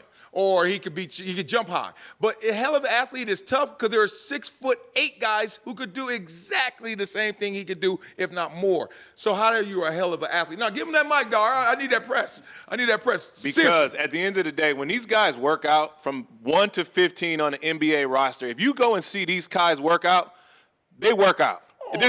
We had this conversation a couple episodes ago. There's no sorry people in the league, right, at the end of the day. So a hell of an athlete, this boy can jump out the gym. You might not see it on a Lakers stage, but if you see him in the workout and he's working out, you're going to be like, he's an athlete. He's jumping higher than this person. He's going to hit 15 out of 23s. He's going to hit that's an athlete. That's a hell of an athlete. I give you all of that. You're right. I don't want to get caught up in the semantics, but when I see 6'9" can do the same thing 6'2" can do, I all of a sudden don't say you're a hell of a. I'll start saying you're all right. See, I take it differently. I don't think that you can compare if a 6'2" person can do what a 6'9" person can do, or if a 6'9", you're going to see that 6'2" person is a better athlete. Was Allen Iverson a better athlete than some of these other centers that play in it? Yes. Centers? Whoever. Allen Iverson versus... Allen Iverson is an insane athlete. Allen Iverson 6'1", right? Yeah. And if you looked at but him... who could do what Allen Iverson could do at 6'9"? How about this? I'll give you a better example. Go. Who could do what he could do at 6'9"? Nate Robinson, was he a hell of an athlete? Yes. Okay, so that's my point. If you seen him at 5-something and a 6'7" person... Okay, you win this one. I would say you win this one even though when because you're going to look at him and say he's in heaven. The 6'7" person can do the same thing as Nate Robinson, but Nate Robinson is a better athlete because he can do what the 6'7" person I'm giving more do. credit to the 7-footer. On the biggest stage, too. Yeah. What? And on the biggest stage, what he's saying is that he's able to do it on the biggest stage. And it doesn't become... No, I'll give you. You're right. I'm just joking with you. You know I'm always going to mess with you with your championships. That's all I'm going to say, on the biggest stage. All right, whatever. I think 7-footers, though, get more respect from me. If I see a 7-footer doing with a 6-foot, well, I hear you. I'm not trying to lose that argument, but I hear you. 7-footer better than 6-footer, but I hear you. You stupid. What? The thing to me is there have been times where this kind of hurt other kids. Like when Bronny got named to the McDonald's All-American team, there was a kid at Notre Dame named Caleb Foster who was a monster, had a full ride to Duke, started as a freshman. He didn't make the team because Bronny made the team. Yeah. Now, Bronny and Bryce and anybody James, they're going to automatically pay for themselves, right? So Bronny's contract is paid many times over by his jersey sales, people sitting in the stands, people following, and all of that. All in. But that doesn't mean that there's not collateral damage to the whole thing, right? So while I'm for the nepotism and all of that, he's going to have to start performing at some point. Otherwise, it's going to get really old. Really old, really taxing, really difficult. So I'll add on to that. So the thing that Bronny, that I respect about Bronny is he could do anything else in the world. He has all the money in the world. He's got the name, but what does he do? He lives and breathes basketball. What do they say? He plays some video games and he goes to bed, works out, exercise. He loves the game. So give him that opportunity. He's not out there saying, I'm LeBron's kid, so I automatically deserve it. I don't need to work. I don't need to put in the time. He's out there killing it in the G League, right? I think someone said it earlier, 30 points, 3 rebounds, career high. Yeah. He's working his butt off. So anyone who hates on that, you know what, take a good look at yourself. How you earn that? But that's not enough to get you into the NBA. Like, think about the NFL, NBA. Everyone has a story. Have you ever seen ESPN on Saturday morning? It's the best thing. After they do, like, college game day or something, it usually they go to a game or it gets real somber. It's a Make-A-Wish story, or it's a guy who's almost going to make it, then finally perseveres. Everybody who made it knows someone right behind them in that line that got a story. And why is LeBron's son's story more intriguing, more merit-based than anybody else's? Because if I'm better than you and I got a story like you, why are you here? Just because of your daddy? Yeah. And I say, yes, I'm saying yes. But then the door, we all agree on that. Then we said, Daddy opened the door. Now the door is open. There's a draft coming. No, there's Dorothy and Toto and wind coming. There's a tornado coming. You gonna ever live up to this is the conversation now because Daddy opened the door, but who gonna keep it open? It's his first Looks year. like Bronny's not keeping it open. It's his first year. All right. It's his first year. I'm And I listening. feel like the only time they're bringing them up to the NBA is when the G League team's not playing. That second back-to-backs, road games, Exactly. usually So not. that, and that's but he went on probably this one. coming from who? Bron. Exactly. I love This it. is my last year. But if- make sure I get a little bit of time But on the floor Lil with my son. Penn, Lil DPG, Lil MJ, I'm gonna hook you up. Yeah, I But ain't- now you're gonna have to hook yourself up. Exactly. But I don't expect it day one either. But we on the clock. Let's All right. just say. I'm not mad at the nepotism, but the nepotism for him was going to USC. Nepotism for him was getting a roster spot in the G League. The nepotism for him could be, since he loves video games, starting his own video game division at his dad's production company. Like, there's a kid from the Lakers G League, that Quincy kid, who's really good. They play the same position, and he's way better than Bronny, but he's not getting the reps that he should get on a team that needs his skill set. So that's where the conflict is with this Bronny situation, as far as him playing in the league. I don't mind him getting his reps in the G League. I mean, that's nepotism. Get your reps, though, but earn your spot on that big stage. I'm with that. And I'm not. I'm like, it's my son. It's my son. It's not just about the sport anymore. In golf, PGA, they're paying players how much social media traffic they're driving. They got a separate pool. They're paying. You got to look at that across all industries now. It's not just what you do, but it's your side hustle. It's how much attention can you bring to that main business. So if you don't have followers, sorry, take the back seat. Right? It's the person who's got the attention, who's driving that traffic, and that's what it is. It's views. Hold on. Have we gotten there in sports already where we lost it? Sports is now It's getting there. unprotected. It's money. It is a lot of money that you can get through everything you're doing, what you're doing here, everywhere. So he's the first, is he the pioneer of this? Or is there another pro example? Because I know on the collegiate level, there are a lot of examples, right? But on the pro level, who else is there and you're like, yo, it's because of everything else but their game? I'm trying to think of who didn't succeed like that, because if you look at Ken Griffey Jr., he succeeded with his dad. You know? Oh, no, it's not even about your dad. I'm going to leave that part alone because he brought up a very interesting point. Like, we're now bringing in your whole cachet, your whole Q rating, as they call it. That means, oh, who's coming with you? And if you are Bronny's bringing all of us. He brought me with him. Okay, that's great. Who else is doing that? Or is he the first of? I don't know if that's the model yet, or are we just seeing King James be a king? It's got to be centralized around, I mean, are you good, right? And so you have to be your core, and that's around the sport. Let's look at Shaq and his son. I think King James has a little bit more impact because he's still playing. When Shaq's son came out, Shaq was already out the league. Yeah. So I don't think Shaq could have had as much input and as much power as LeBron is, because LeBron's like, hey, y'all draft him. He's coming to my team. He's with me. Yeah. So that's yeah, exactly. So I feel like that might have harmed Shaq's son, because if Shaq was in the league, Shaq might have had a little bit more pull and be able to make that happen a little bit more. You know. Like so who in here, before Richie goes, would actually say, I don't want to give my son that opportunity in terms of ushering it for him. He could go get it with his muscle, as they say. If he want it, he go. Anybody in here? All right, so we all fathers, right? Yeah, that's what I was about to say. So we're all fathers. Everyone would, right. But then when you realize that door is being met with a lot of headwind, I'm not nervous. I'm not letting go of the door. But I'm like, am I questioning how long do I keep this door open? Is there a father who would give it an expiration date, or would you keep it open till the wheels fall? LeBron's expiration dates is coming up. Yeah, that's why he's trying to get the most out of it right now and let me enjoy this, because LeBron knows his expiration date is coming up and he's seeing what his son's doing. He said, hey, I might not be able to pull this next year if I do play one more year. Let me pull it while I can and get the most out of it while we're out here next year, because next year they might be strictly D-League or say, hey, because if the Lakers would let go of him, another team's going to pick him up just because of the name and give him another opportunity. Yeah. So he might be saying, hey, let me grasp this right now while I can this year. Please give him as much as he can, get him up in there. And I think LeBron has done a wonderful job with his son, preparing him for this moment. Yeah. Because he knew it was coming. Yeah. He knew the level. I mean, athletes know, when you go in a room, you know who the dogs are and you know who the puppies are. And the fact is I think LeBron has done a wonderful job, and the team around him that he's put around Bronny has prepared him for this. That's why you say he's cold as ice when he's on the field, on the court, and when he's out there, he's just trying to do his game and play his game and get better. Unfortunately, bro, it's like you say, 6'2".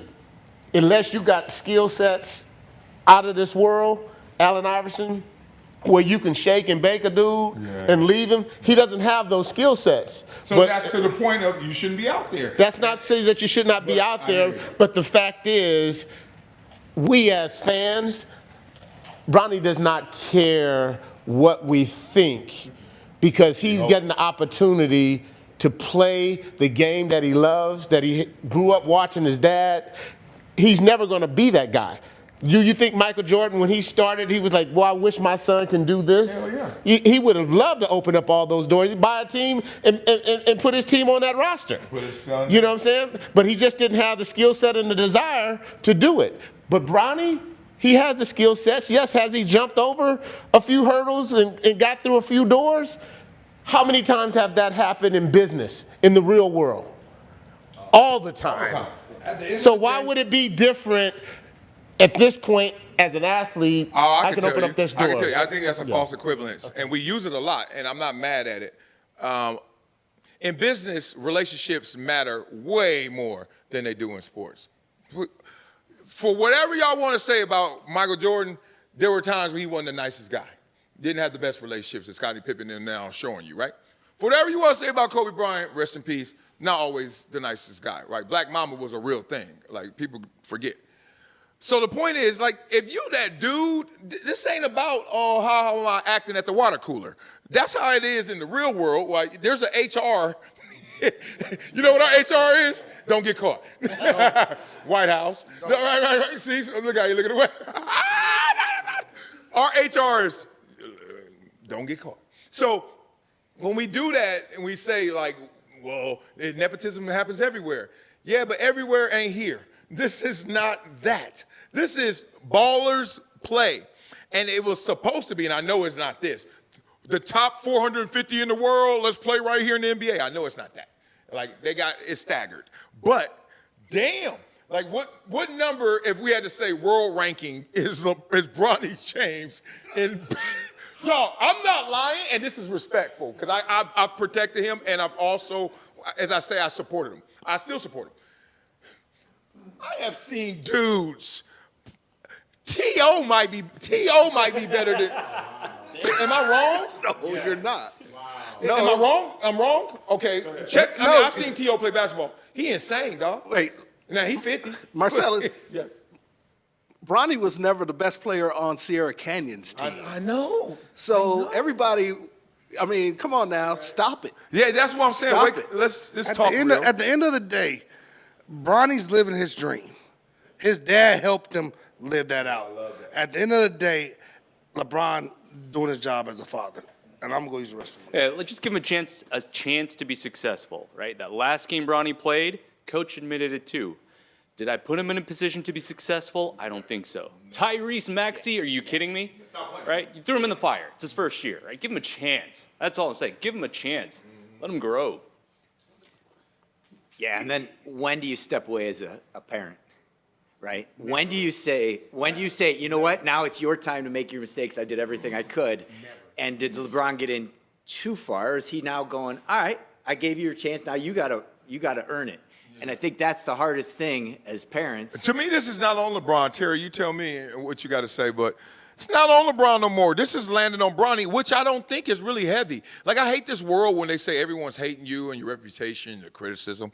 Like, not everybody cares about what other people think. I know there are people who are like that. I'm related to a lot of them. But me, I'm not lying. I don't care if you think great of me or bad of me, because I'm thinking about myself first. So you got to get in line. So your opinion is amazing, but it doesn't land anywhere, because the first place is my opinion of me. And I know, oh, you messing up. Oh, I know, oh, you fresh. You pretty good right there. So I don't know if this is landing on Bronny, why he's so stoic. It's probably because he like locked in. He's not caught up in this. What you feeling? It kind of feels like we're treating him with kid gloves, like give him a chance, or I threw him in the fire. Like, this is pro sports. Thank you. We're supposed to be, we gladiators. Yes. Keep going at it. Yes. The best of the best. Yes. If you can't handle it, then that's what it is. That's due process. Yeah. Get out of here. And that's what I loved about sports. It took me away from the BS of the real world. Like everyone always says, sports is your solace. I didn't have real brothers in real life. I didn't have all y'all. I didn't have this room. I had two sisters who used to punk me out, right? So when I get on a football team, it felt good to have brothers.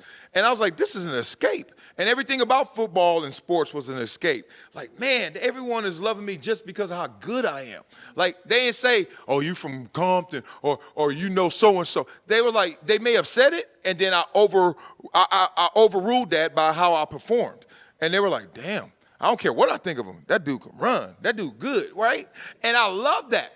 And now we're kind of like, we want that to be marginalized because now it's going to be some suspects up there where you can't say, oh, all of them are the best of the best. You can't say that all of those guys are merit-based. There's no meritocracy there. Now the real world has invaded that special place. That's why the last community in our world is not even religion and church. It's sporting events, live events. You get everyone watching the Super Bowl. It's always the #1 viewed show because we know we watching the best of the best go at it.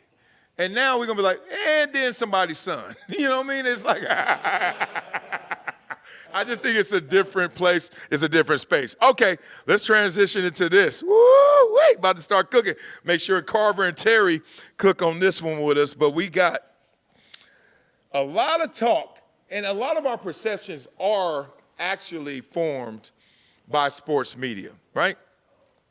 And in sports media, I know the power of it because I work in it. I worked for networks. I understand it. I've been a player, and then I saw the media at work. I know how the sausage is made, and I was like, damn, there's a lot of power. If you like a player. Whoa. You, oh, yeah. Whoa. Is that the word? Whoa. You know what, man? I blame this on James, man. James Washington over here is rubbing off. It's contagious, bro. We're rubbing off the pause moments to you now. Like you do me. Wow. Like you say, hey, Triple OG, Young Buck, I'm going to give you a Look at me redo. with my head stuck. I'm going to give you a redo. We done moved the throne. We done moved the throne. You missed it. Okay, Huh? I know how the process occurs. But it's a lot of power, man. And you like a player, you can talk about the same player who failed in a flattering way. You can't say it, you can't say it. I can't talk to you. I can't talk to you. You can dislike a player, and despite him being great, you can make people think, oh, he's still suspect. It's a beautiful thing, and it's also an ugly thing. So I want to talk about the love and hate for sports media, and really we talking about ESPN FS1 largely because they largely produce daily shows, commercials for the live sporting events. So let's bring this to the table. Let's bring it to the NARPS, bring it to whoever. Love and hate for sports media. Where are you guys with it?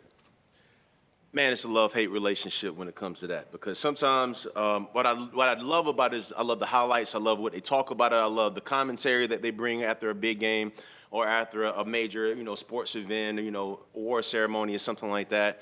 But man, what I hate about it is how they convict, like the conviction they come after with the young athletes like the Bronnies or like some of the guys that are just trying to get their foot in the door, just trying to get a start.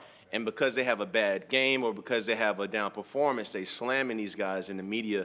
And, granted, it's a lot easier for athletes to have a platform now.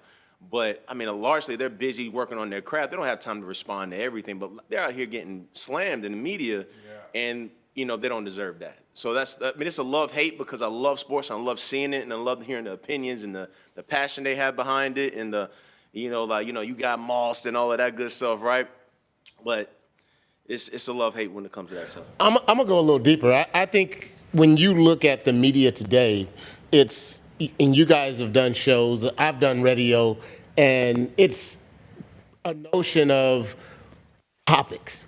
And, we get the rundown and it's a sheet. But then it's a digital piece that they tell you, and then now if you're on this station, this broadcast, you're still talking about the same topics. The reason why you kind of broke away from the FS1 and the F1s and all those things is you wanted to have your own topics. I remember when I was originally on radio, and then they would not allow me, they tell me what to talk about. And it would be upsetting to me often. Then I move over to Fox, they gave me a little freedom. Right? And now I'm able to have it out of bounds, doing my thing, talking, and then next thing you know, regulations come in. That's what I dislike about the media, is that there's so many people, there's people who own the bigger play, and I have to look at it and say, what are they using this for? What are they hiding this for? That's where I look at what the media play is, because I look at media and sports media, it's a distraction for what's really happening in the world. That's my biggest take on it. Deep, you're right, you went deep. It's funny because the power of the media is to aggregate voice. Like, you know, you really are trying to act like you're talking to all of them, and you're really trying to talk for all of us. And it's like, what happened in this world right now, what's happening, I should say, is people are like, you're not getting that right anymore, because the facts used to lead that conversation. And then the opinions became fact-based. And then we were like, all right, we'll take that blurred line. But then it just became straight opinion. And it's so much information, you can't check my facts. Correct. Right? It was coming so fast and coming so much, you couldn't take all the water out the boat. And you're just like, all right, I got to deal with this. And that's where we are right now. And it's not to slander anything. It's just to say people know better. And I think our election proved that. You look at the media, they are saying one thing, and you're like, dog, I told everybody and their mama, I said, what are the polls saying? That Donald Trump's down by 0.01%? I was like, he winning by 10%. Like, I'm like, if people are not going to tell you they want to rock with them, and then they're going to go in there right now, sneak their little vote in, and that's what happened. I think that's happening in sports. People want us to hate Jalen Hurts or think he's suspect, think he ain't that good, and then you're like, the dude has a better start to his career maybe than Josh Allen. And we know how good Josh Allen is, and I love me some Josh Allen. But look at Jalen Hurts in his second Super Bowl already, right? So it's just a weird dynamic of how they make your reality look different, but you know the real.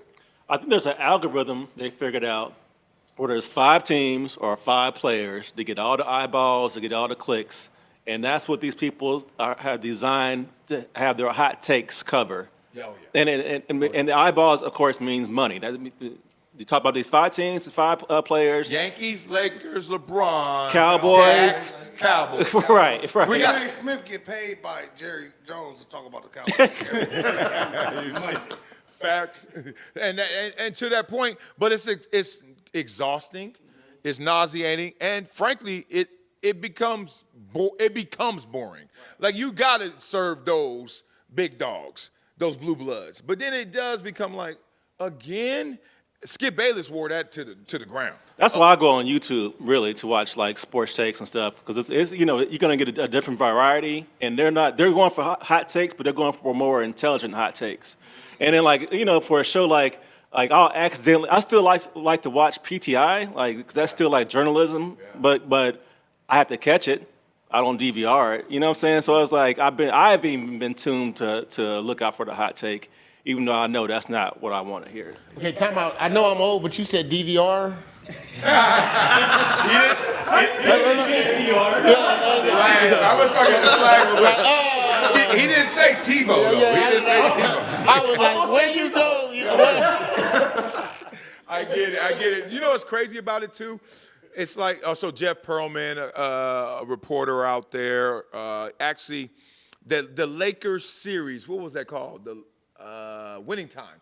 He wrote the book for Winning Time and all that stuff. But the point is, he's saying that ESPN, and I think the industry at large, made a big mistake betting on barking and loud takes versus like nuanced, intelligent storytelling and those type of takes.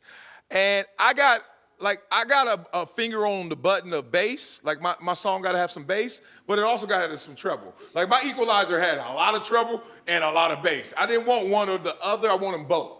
So I understand. Equalizer. You remember that? Equalizer. I remember them equalizer. I remember them old equalizer. school.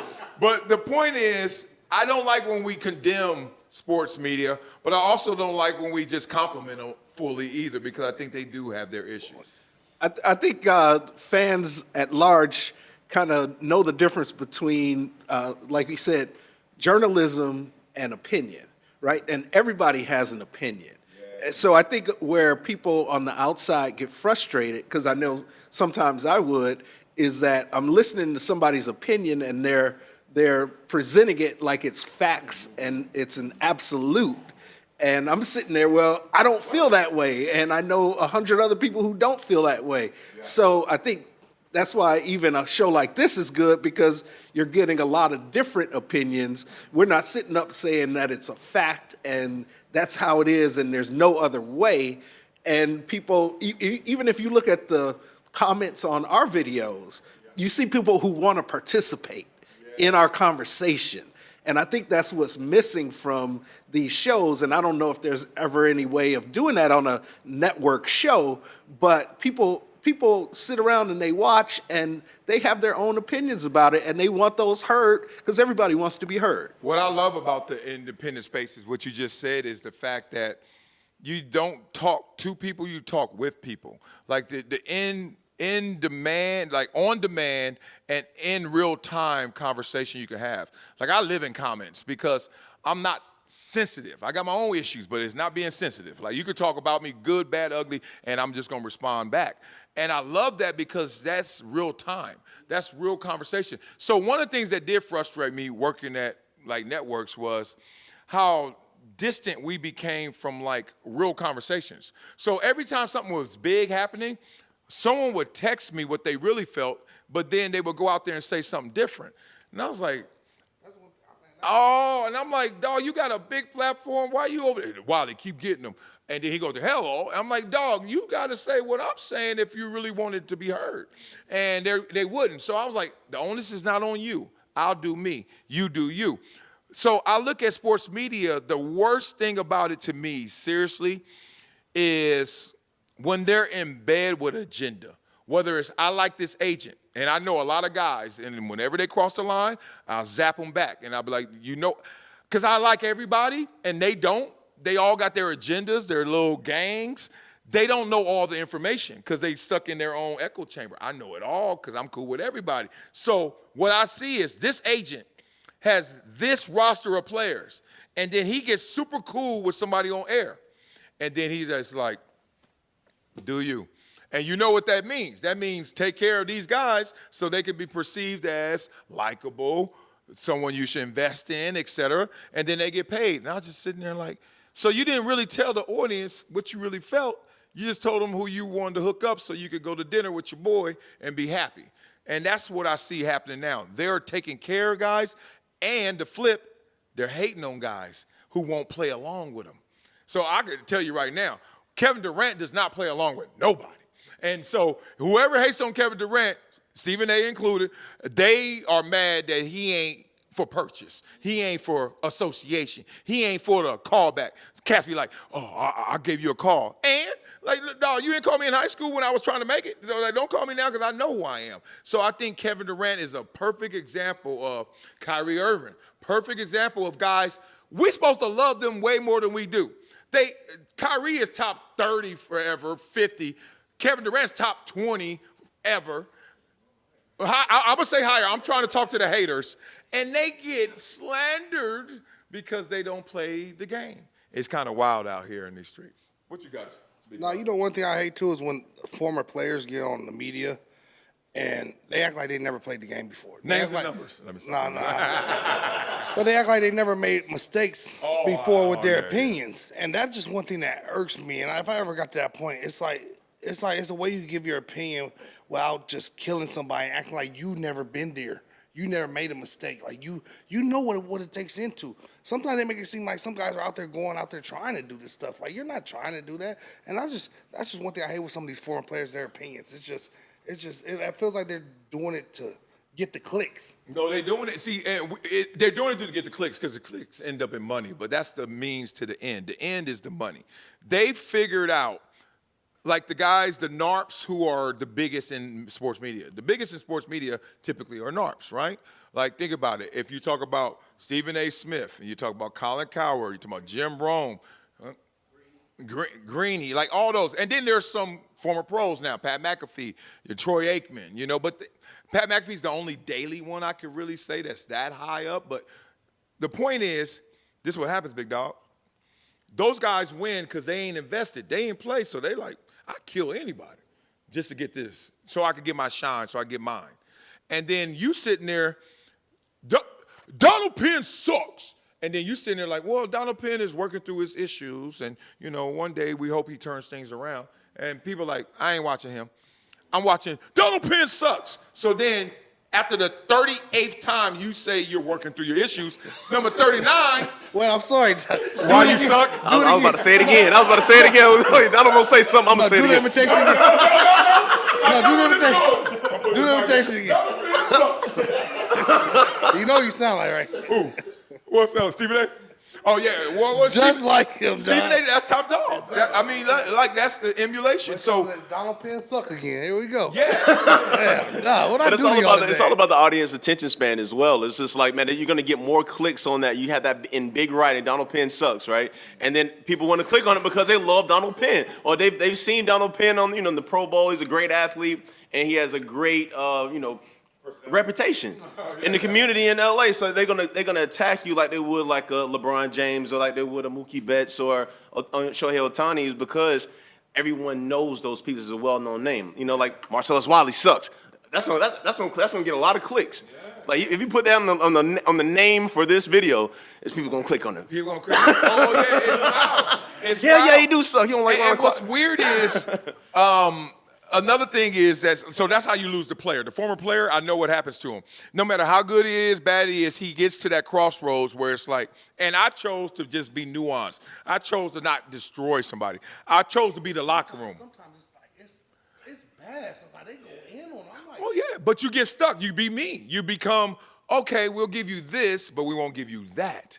And you know it, and you like, all right, I chose that path. I got to live in that bed that I just made. And that's the game plan. But the thing that's crazy is, once you're there, you start seeing other guys who may not be as good a player, as good a commentator. But if you choose that, you take that pill, you're going to get there. And we all talking about people. It's all nouns. We're talking about the Cowboys, person, place, or things. Like, so when people say clickbait, it's kind of weird because if you're Stephen A, you got to talk about Dak, right? And then if you're independent like me, I'm going to talk about Dak and Stephen A. And then it's like, but all these things, it's so funny because people think I got beef with these cats. I was like, dog, did y'all watch me when I was on air? Like, my beef with Ryan Clark goes back to Fox. Like, I was on air, like, and I'll be sitting there when I'm like, I don't like that. That's wrong. You're going too far on this guy, et cetera. I would say it on the air, and that's what it would turn into.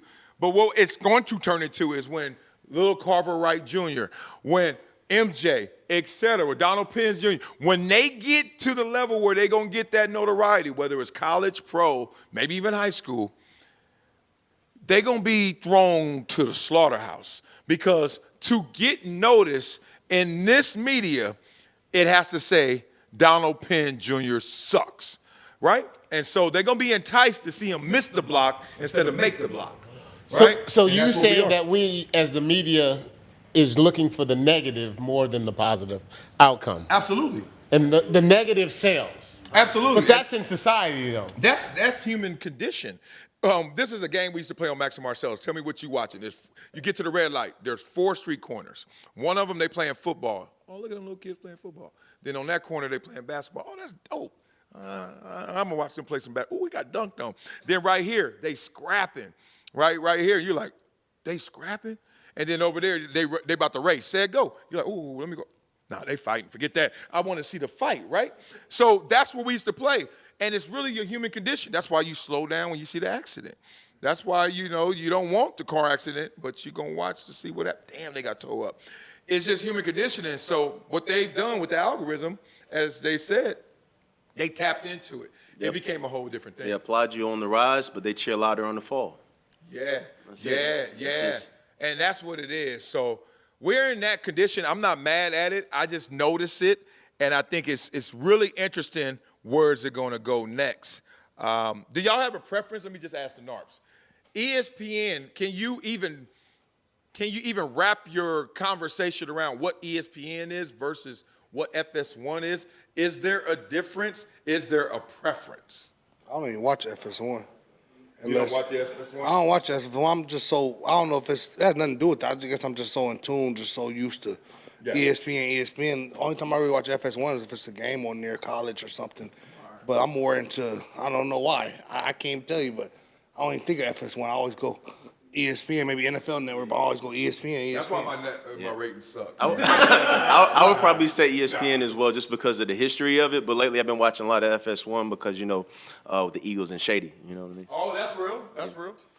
ESPN and FS1 are like the Lakers and the Clippers. FS1 is like the little brother. Yeah, that's real. That's the Clippers, right? The Clippers.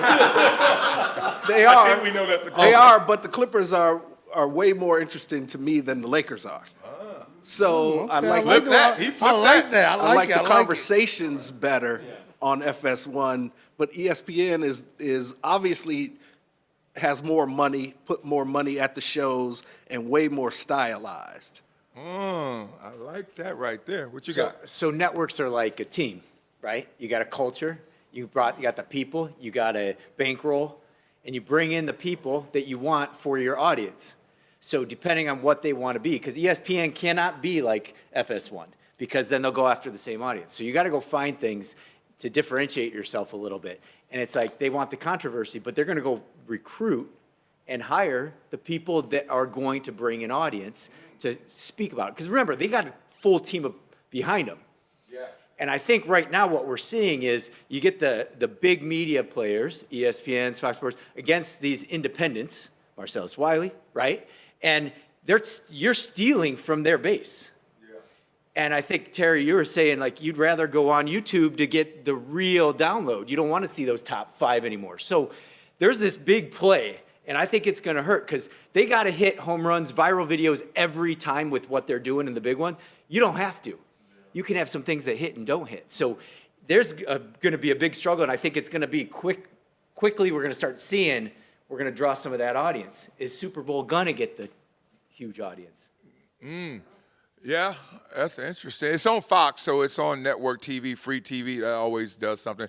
There were some trends of the college football playoffs, trends of some of the NFL playoff games that were on cable, not getting the same ratings. I go back, and I want to keep, if you guys have more, back in the late 90s, Bill Gates said that content is king. And I think we all heard that cliche and didn't really take it all in because we didn't really have the internet and didn't have social media. We were like, content is king. Great for you. Then he said, everyone's a content creator. And then you started to realize, oh, so everyone, including, he's like, yeah, grandma who uploaded them pictures from that vacation, she's a content creator. And then people kind of started to say, realize, and then you start seeing mid-2000s, people starting to do it online. If you got in early, Joe Rogan, you got in early, Pat McAfee, you got in early, you killing it, Mr. B. Like, you know, you can see them now reaping the fruits of those labors, right? Then he said, content is king, everyone's a content creator, and followed it up with, and everyone's a channel. And now you're starting to realize, oh, snap. You can't name a person right now, basically, who's not their own channel, who doesn't have their own independent arm. So as we look at ESPN as an amazing worldwide leader in sports, it started off in the late 70s as one show, just out of here and a little crew, and then became boom. And that's what's happening right now as a rebirth of media. Like, you're seeing that independence that before we called network is now becoming independent. ESPN went pop. Like, they're the Fast and the Furious. They're the Drake. You know what I'm saying? Like, they digestible, you know what I mean? But big takes, big fireworks to get you to watch. Yeah. If I want to hear a real sports take, if I'm going to turn on the television to get it, it'll be from like Colin on Fox. Or like I said, the one thing over there in PTI that they still have left. That is, Yeah. And it's tough because we're all playing with the same amount of money in the bank when it comes to time. Everybody got 24 hours in their day. I don't care how rich you are in real life and how poor you are in real life. Your attention is based off of 24 hours of opportunity.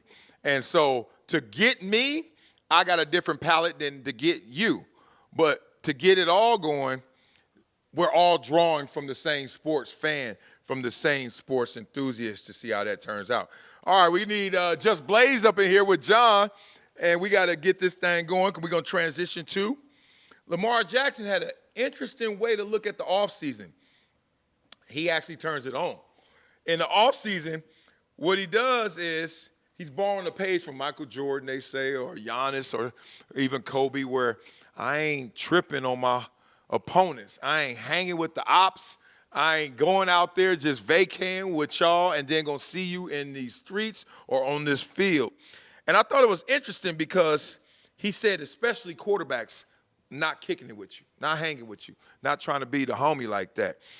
I thought that that was a little excessive, but I also thought that, hey, maybe I'm not a champion for a reason because I don't draw that line. I'm like, I can love hanging with you all day.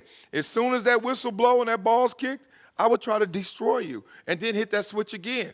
But I do hear this alt perspective a lot. So tell me, what side are you on, Lamar? Or are you on Wild Styles? I think Wild Style in the sense of I love playing hard for the game. Yeah. But I also love going out and traveling around the country doing camps with other people from other teams and participating. I think growth. I think Ronnie Lott, Dennis Smith, Joey Browner were my mentors. In football, in teaching me, even though I went to UCLA, they all went to USC. But once I got to the pros, I learned so much from them. I can make up a call or pick up the phone, call them and ask them about, you know, the next opponent as long as I wasn't playing their team. So I love the communication because I think it's a growing, you can get better and grow faster when you got more information to work with. So, I mean, unless you just that guy that you just, some people just not personable. You know, that's how they live. But me personally, I love taking information from people that has played at the level that I've played at.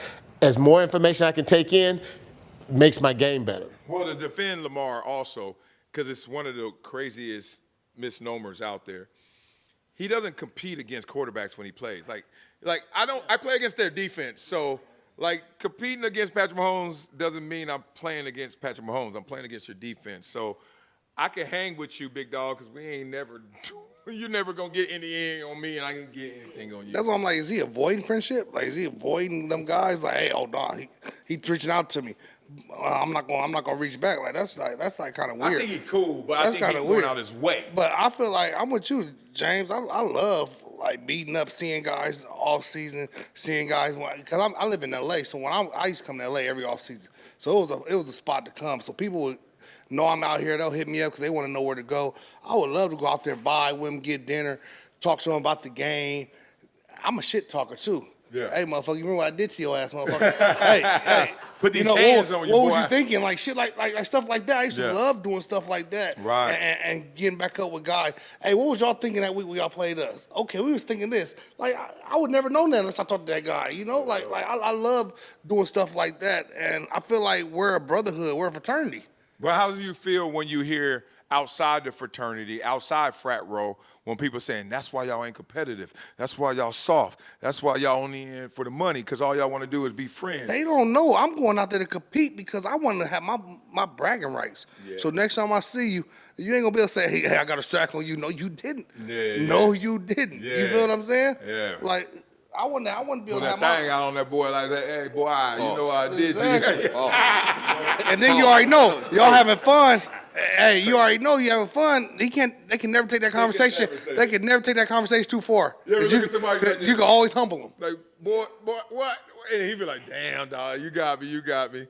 I mean, so I get the mindset of, you know, don't compete. I mean, don't hang out with your competitors, people that is going for the same spot. But I don't necessarily agree with it because, like, I know myself. I mean, I didn't play pro, but I'm super competitive.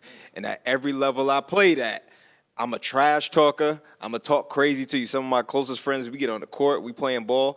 I'm saying everything under the sun to them. But as soon as that game is over, what are we going to eat? What we doing? Like, I can separate the two. It doesn't change my competitive nature hanging out with you because I'm a dog. So when I get on that field, court, whatever, all that don't matter in that moment.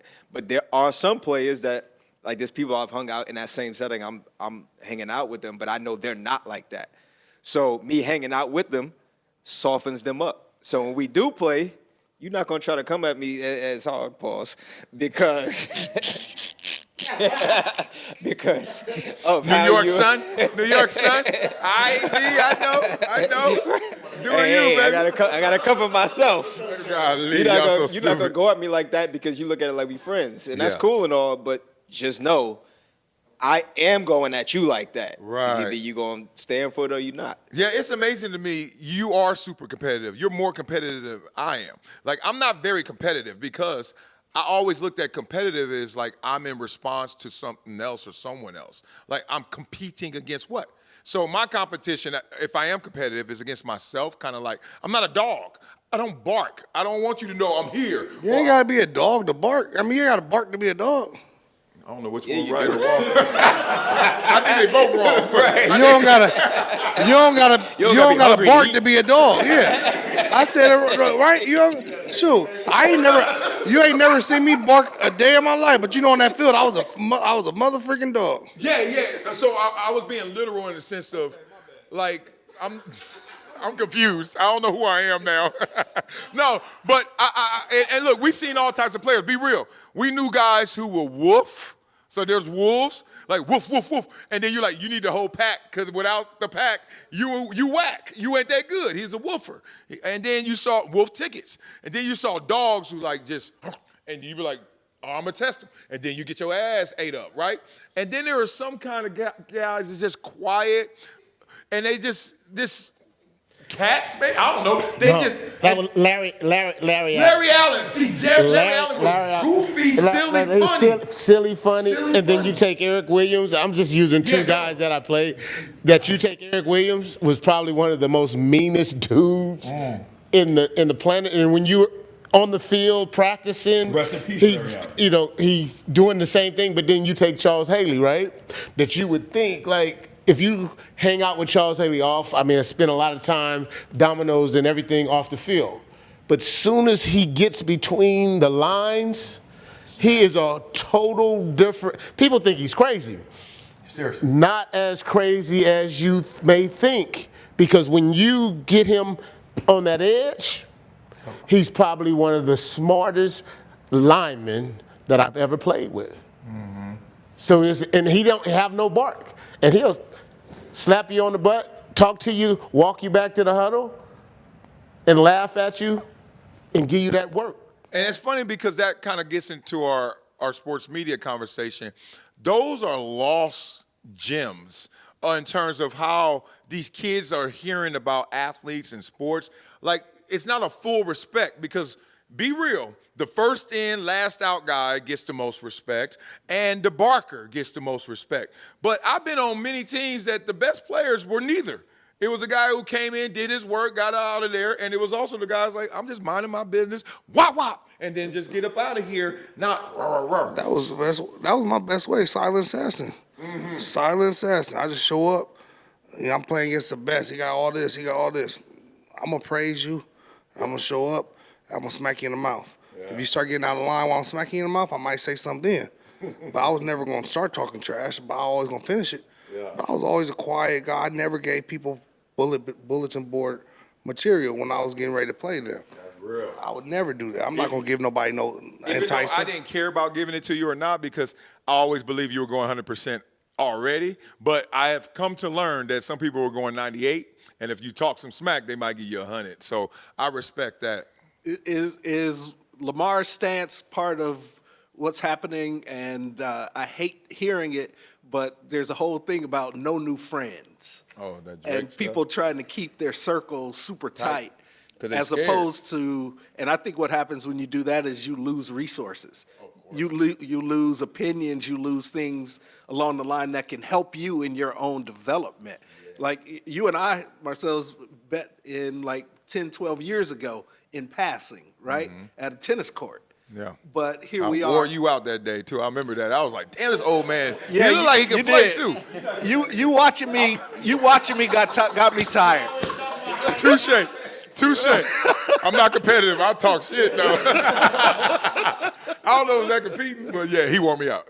So I mean, I think that whole no new friends thing kind of gets taken to an extreme a lot of times, and I think he's missing out if that's the case. I also think that sometimes when you're a superstar and people catch how you move, and just to kind of like term it, give it some structure, or to just get people away from you, you will say something that will make them think, oh, okay. So I give you an example. Like, if you're Lamar Jackson and people are like, man, you didn't go to that event, you were invited. You didn't go there and you were invited. He's like, nah, not really. I'll just be chilling. And after saying I'm chilling for 50 times, you want to spice up your own answer because you're getting bored of saying you're chilling. So you're like, yeah, I don't really be hanging with all these other cats out there.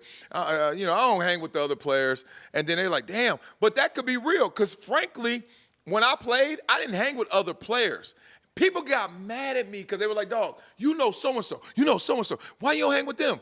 I was like, because I'm hanging with my boys. I'm hanging with Jabbar and Rory. And they're like, yeah, but it'd be nice if you hung with Floyd, too. You know what I mean? I'm like, well, I will one, and I'm not going to call you. You know what I mean? Like, people want you to be star-struck, star-driven. And I think Lamar kind of like, these dudes in the NFL, great. I see them when I see them. But you know who I'm really with? My South Florida cats and my mama. And maybe that's where the story is getting distorted a little bit. And my point is that your friends that you play with, you work with, especially like in NFL, like my core value of friends are my fraternity brothers. And when I look back, KNUCK, right? No. See that face, man? You almost got punched, man. All I had to do was guess wrong. I didn't know which one he was. I was like, it ain't. My Sigma brothers, go mob.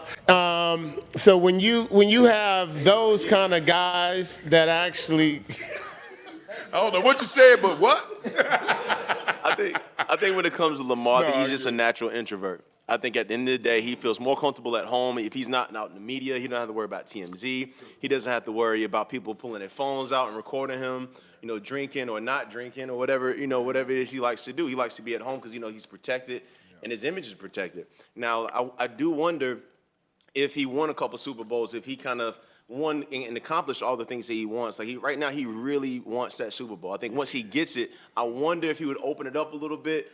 But like I see James nodding right now. No, he probably won't. That's just who he is. He's on his square, and that's what he's most comfortable about. And he So doesn't right really now, care Josh about Allen, hey Lamar, what you doing, man? We going to Maui. You want to get up? He said, have a safe and flight. he just got that little dot next to his name still. Yeah. I ain't answering that. He waiting to win that Super Bowl, and then it is funny. Some people achieve certain things, and then all of a sudden they're like, "What's up?" And you're like, "What you mean, what's up? I've been saying what's up," and you don't want to I don't want you on my path with me while I'm grinding until I find where I'm trying to go. And then all of a sudden they open up. Maybe. Either that or it's an insecurity. Oh, no. Well, I mean, think about it.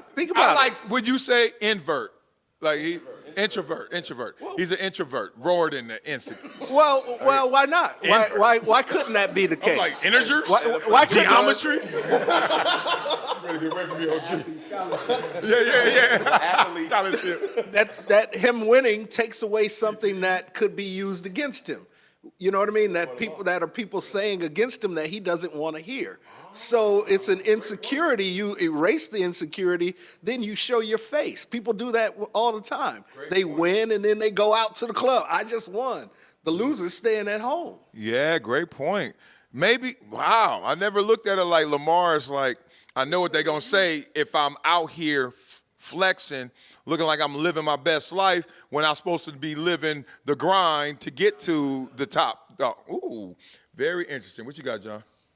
You got to look at where they were earlier on in life. Like, they got to where they are because of discipline, consistency, and the approach they took, right? So everyone has that. Once you start changing, and who are you? And what are you trying to fix, right? So in your head, yeah, has he always been that way? Like an introvert, yeah, that's your methodology. If Invert. Not an invert, yeah, we're not inverting it. But you walk, but as an athlete, are you changing it up all the time trying to figure yourself out? Or you're like, no, I got to where I am because of what I'm doing. And I think that's a challenge. Yeah. I mean, for me, I'm trying to figure out my fucking game all the time, so I'm always changing things. You're so silly. But is it really that deep sometimes? Like, I thought it was as simple as, I think everybody wants to enjoy what they've worked for. Now, there are different degrees. Like, I liked DJing, and I liked girls thinking I was cuter because I had $5. I just knew it was, like, I was like, wherever I look like, y'all saying I'm cuter, right? I like that. That's all I wanted to do. I wanted to go to dinner with my dogs, my boys, not my teammates necessarily, but just whoever on the team I loved, whoever I hung with. You ain't have no teammates that were your dogs? Like Yeah, good dogs? So I got like one of my best friends now. One of my teammates I met my second year in the league, Dav. Like, we do everything. Like, that's like one of my close friends, and I incorporated him with my friends out here now too. Like, sometimes he comes out here, I'm not here, he hooks up with my other friends. And it's stuff like that. Like, my friends became his friends. But how many teammates were your dogs? I probably have about, that I put on Davin's stage, 2. On Of a team of 52 others. That's why I'm saying, I look at that roster, but like, I love all y'all. We professional associates. You my homie. No, I'm not calling you. And I had teammates for multiple years that I would never go over their house, and they never came to my house. Like, that's so funny because you go through the history of how many teams you played with, right? And I would say Darren Woodson, Emmitt Smith, Charles Haley, and Thomas Everett. Every time I go to Dallas, those are the people that I call. Yeah. I don't call nobody else. Yeah. Those, and the fact is that everybody thinks because you played in the league at whatever level, you think, oh yeah, you buddies with that dude. Like I say about Michael Irvin. Michael Irvin is known in our circle for getting caught. He forget what? For getting caught. For every time getting caught. Getting caught. No, that's what he's known going for. somewhere else. I mean, you guys look at him, big mouth, this what he's where doing. we going. You know what I'm saying? No, but what I'm trying to say is that you look at guys and you think that everybody's friends. And we'll walk in, see him in LA.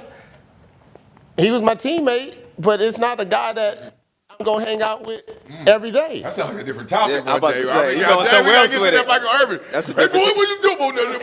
I love my boy. There's no one with more natural energy in this world than Michael Irvin.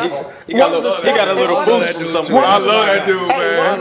Whatever that is. One of the smartest, one of the smartest dudes on the planet. No, it's love. I can smell the love in it, but that's a great point. All right, Just Blaze, stop playing. No, keep talking. I'm getting this. Only thing is, and I could be wrong, but I think I'm right. Isn't Lamar managed by his mother? Yes. That's everything I need to know about him. Because as much as you love your mother is not, when it comes to business, she's probably not the best option, but that's your comfort zone. So if you only are doing business with your comfort zone, that tells me that you don't really want to extend outside of that, which explains why he's an introvert or why he's not friends with other people. And protecting his great brand. definition of a mama's boy.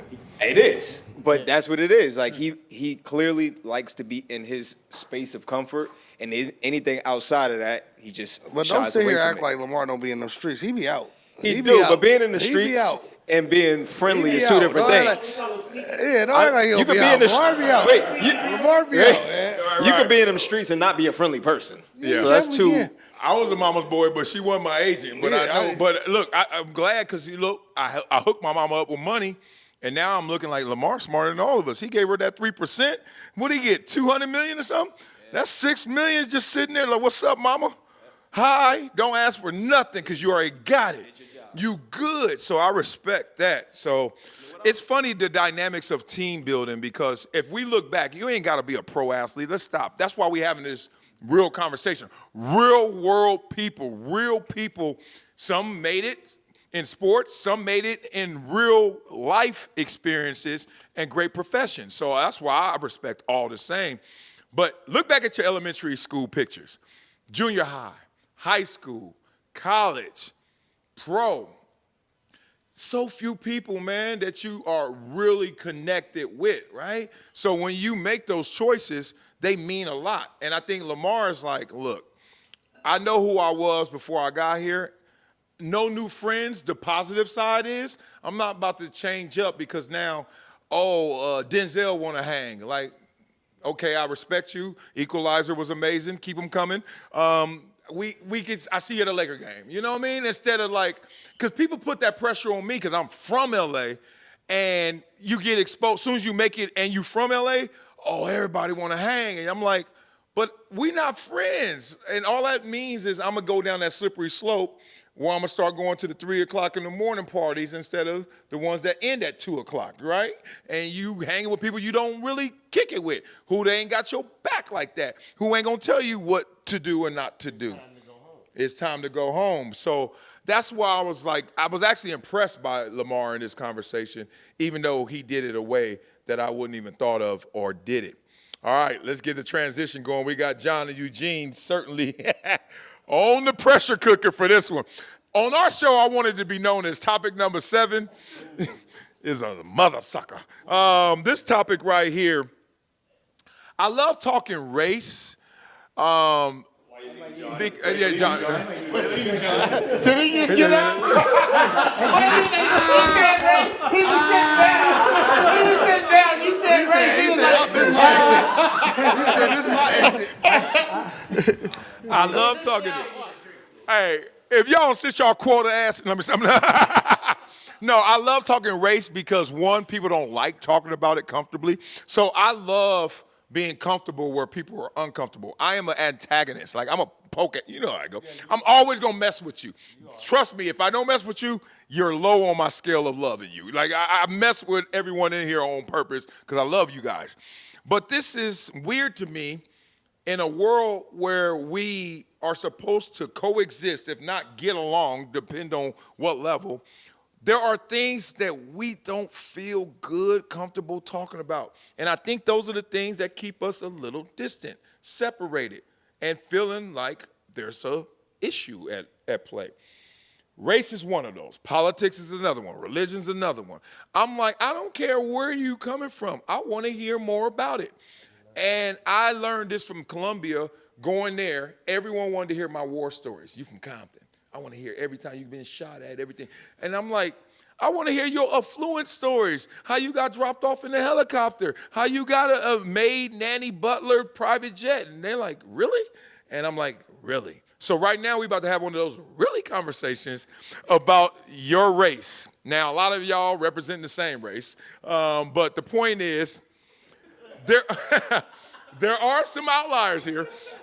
There are stereotypes with our race. There's things that are stereotyped in a good way and stereotypical in a bad way.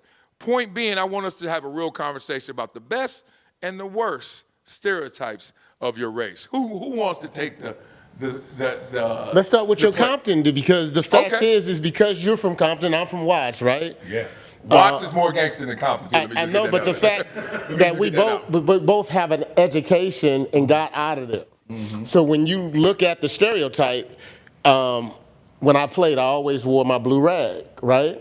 I had blue rag on my head from day one. I've never been in the game, but I've always repped the neighborhood that I came from.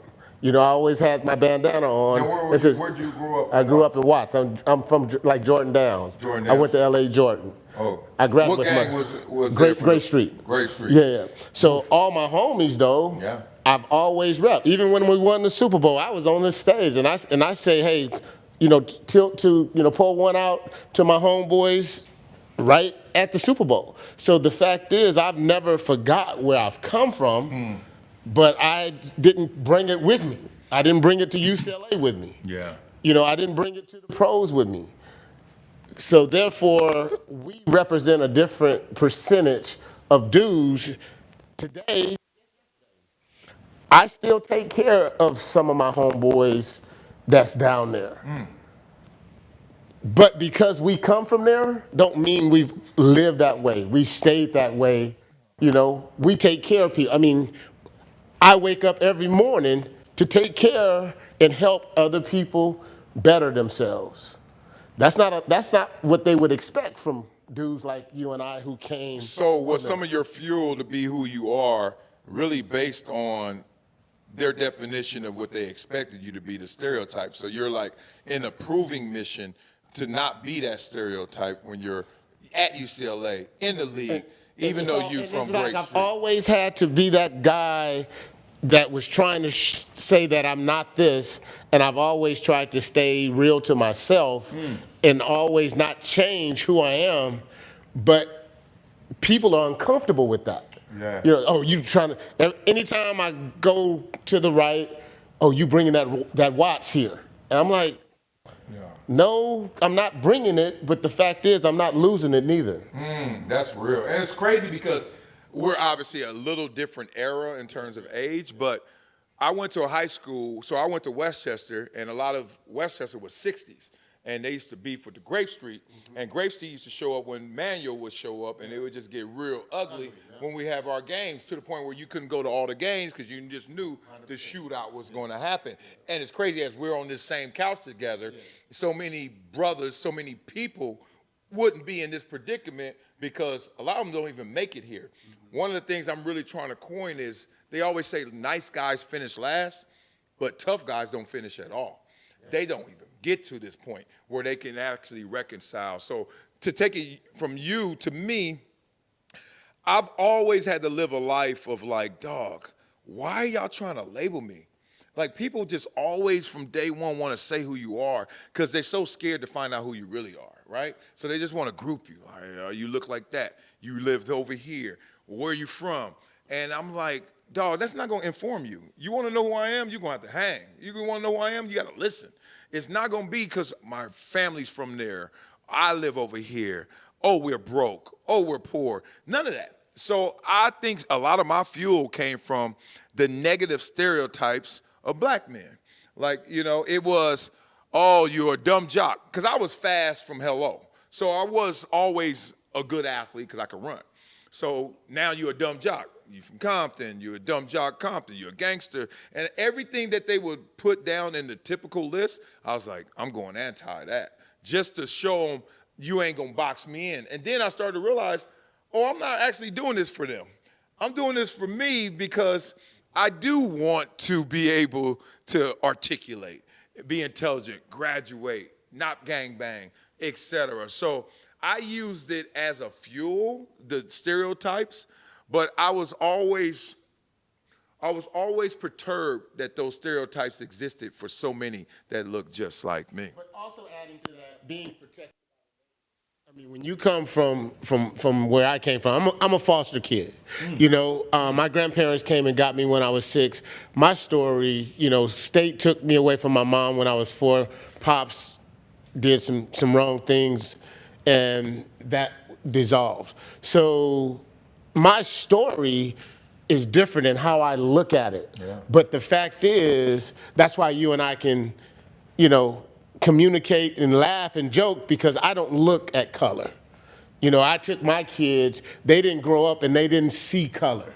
You know, my youngest son, he's married to somebody from Australia. My youngest daughter, you know, she's engaged to a Latin guy. I don't discriminate in how people get down.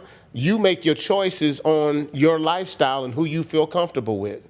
I'm not going to say, oh, well, you can't, you got to, because you're African American, you got to marry an African American. You got to love who you love, because it was times when I did not love, and all I did was hate, because, you know, I had a group, like I said, I had a group of us. It was 6 of us, and 4 of them got brutally murdered, and 1 ended up doing 25 years to life. And I'm, out of that 6, I'm the only one that made it. Yeah. So then I look back and I say, but people have a stereotype, because even to this day, with all the success that I've had on the field and off the field, they want to hear the story about where I came from. And they still judge me on where I came from. Now, isn't it interesting that, I mean, stereotypes are reality-based. Like, I'm not gonna lie to anybody. Like, yeah, I know where y'all got the evidence from. You know what I mean? Yeah. You know what I mean? And also, I do see color. I know where to put it, but he white. You dark, smoky. like I know where to put it, and I'm not trying to undermine. You midnight, hotel blinds closed midnight. But the point is, like, there are other stereotypes out there that are positive. Like, I swear, every time I go into the gym, they looking for me.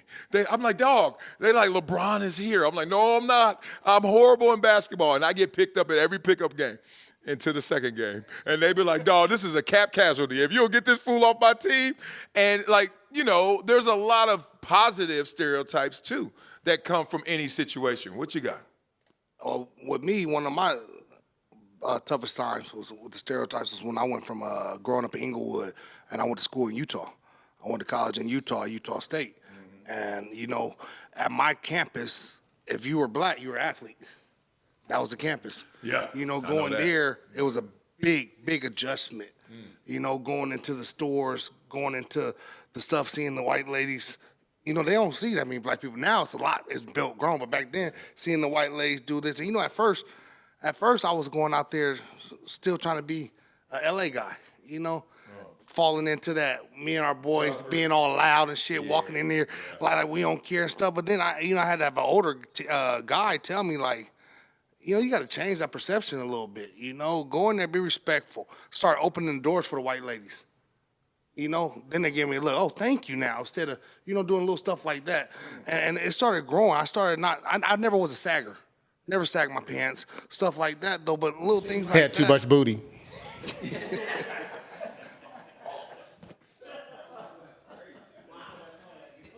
Wow, I need that flag.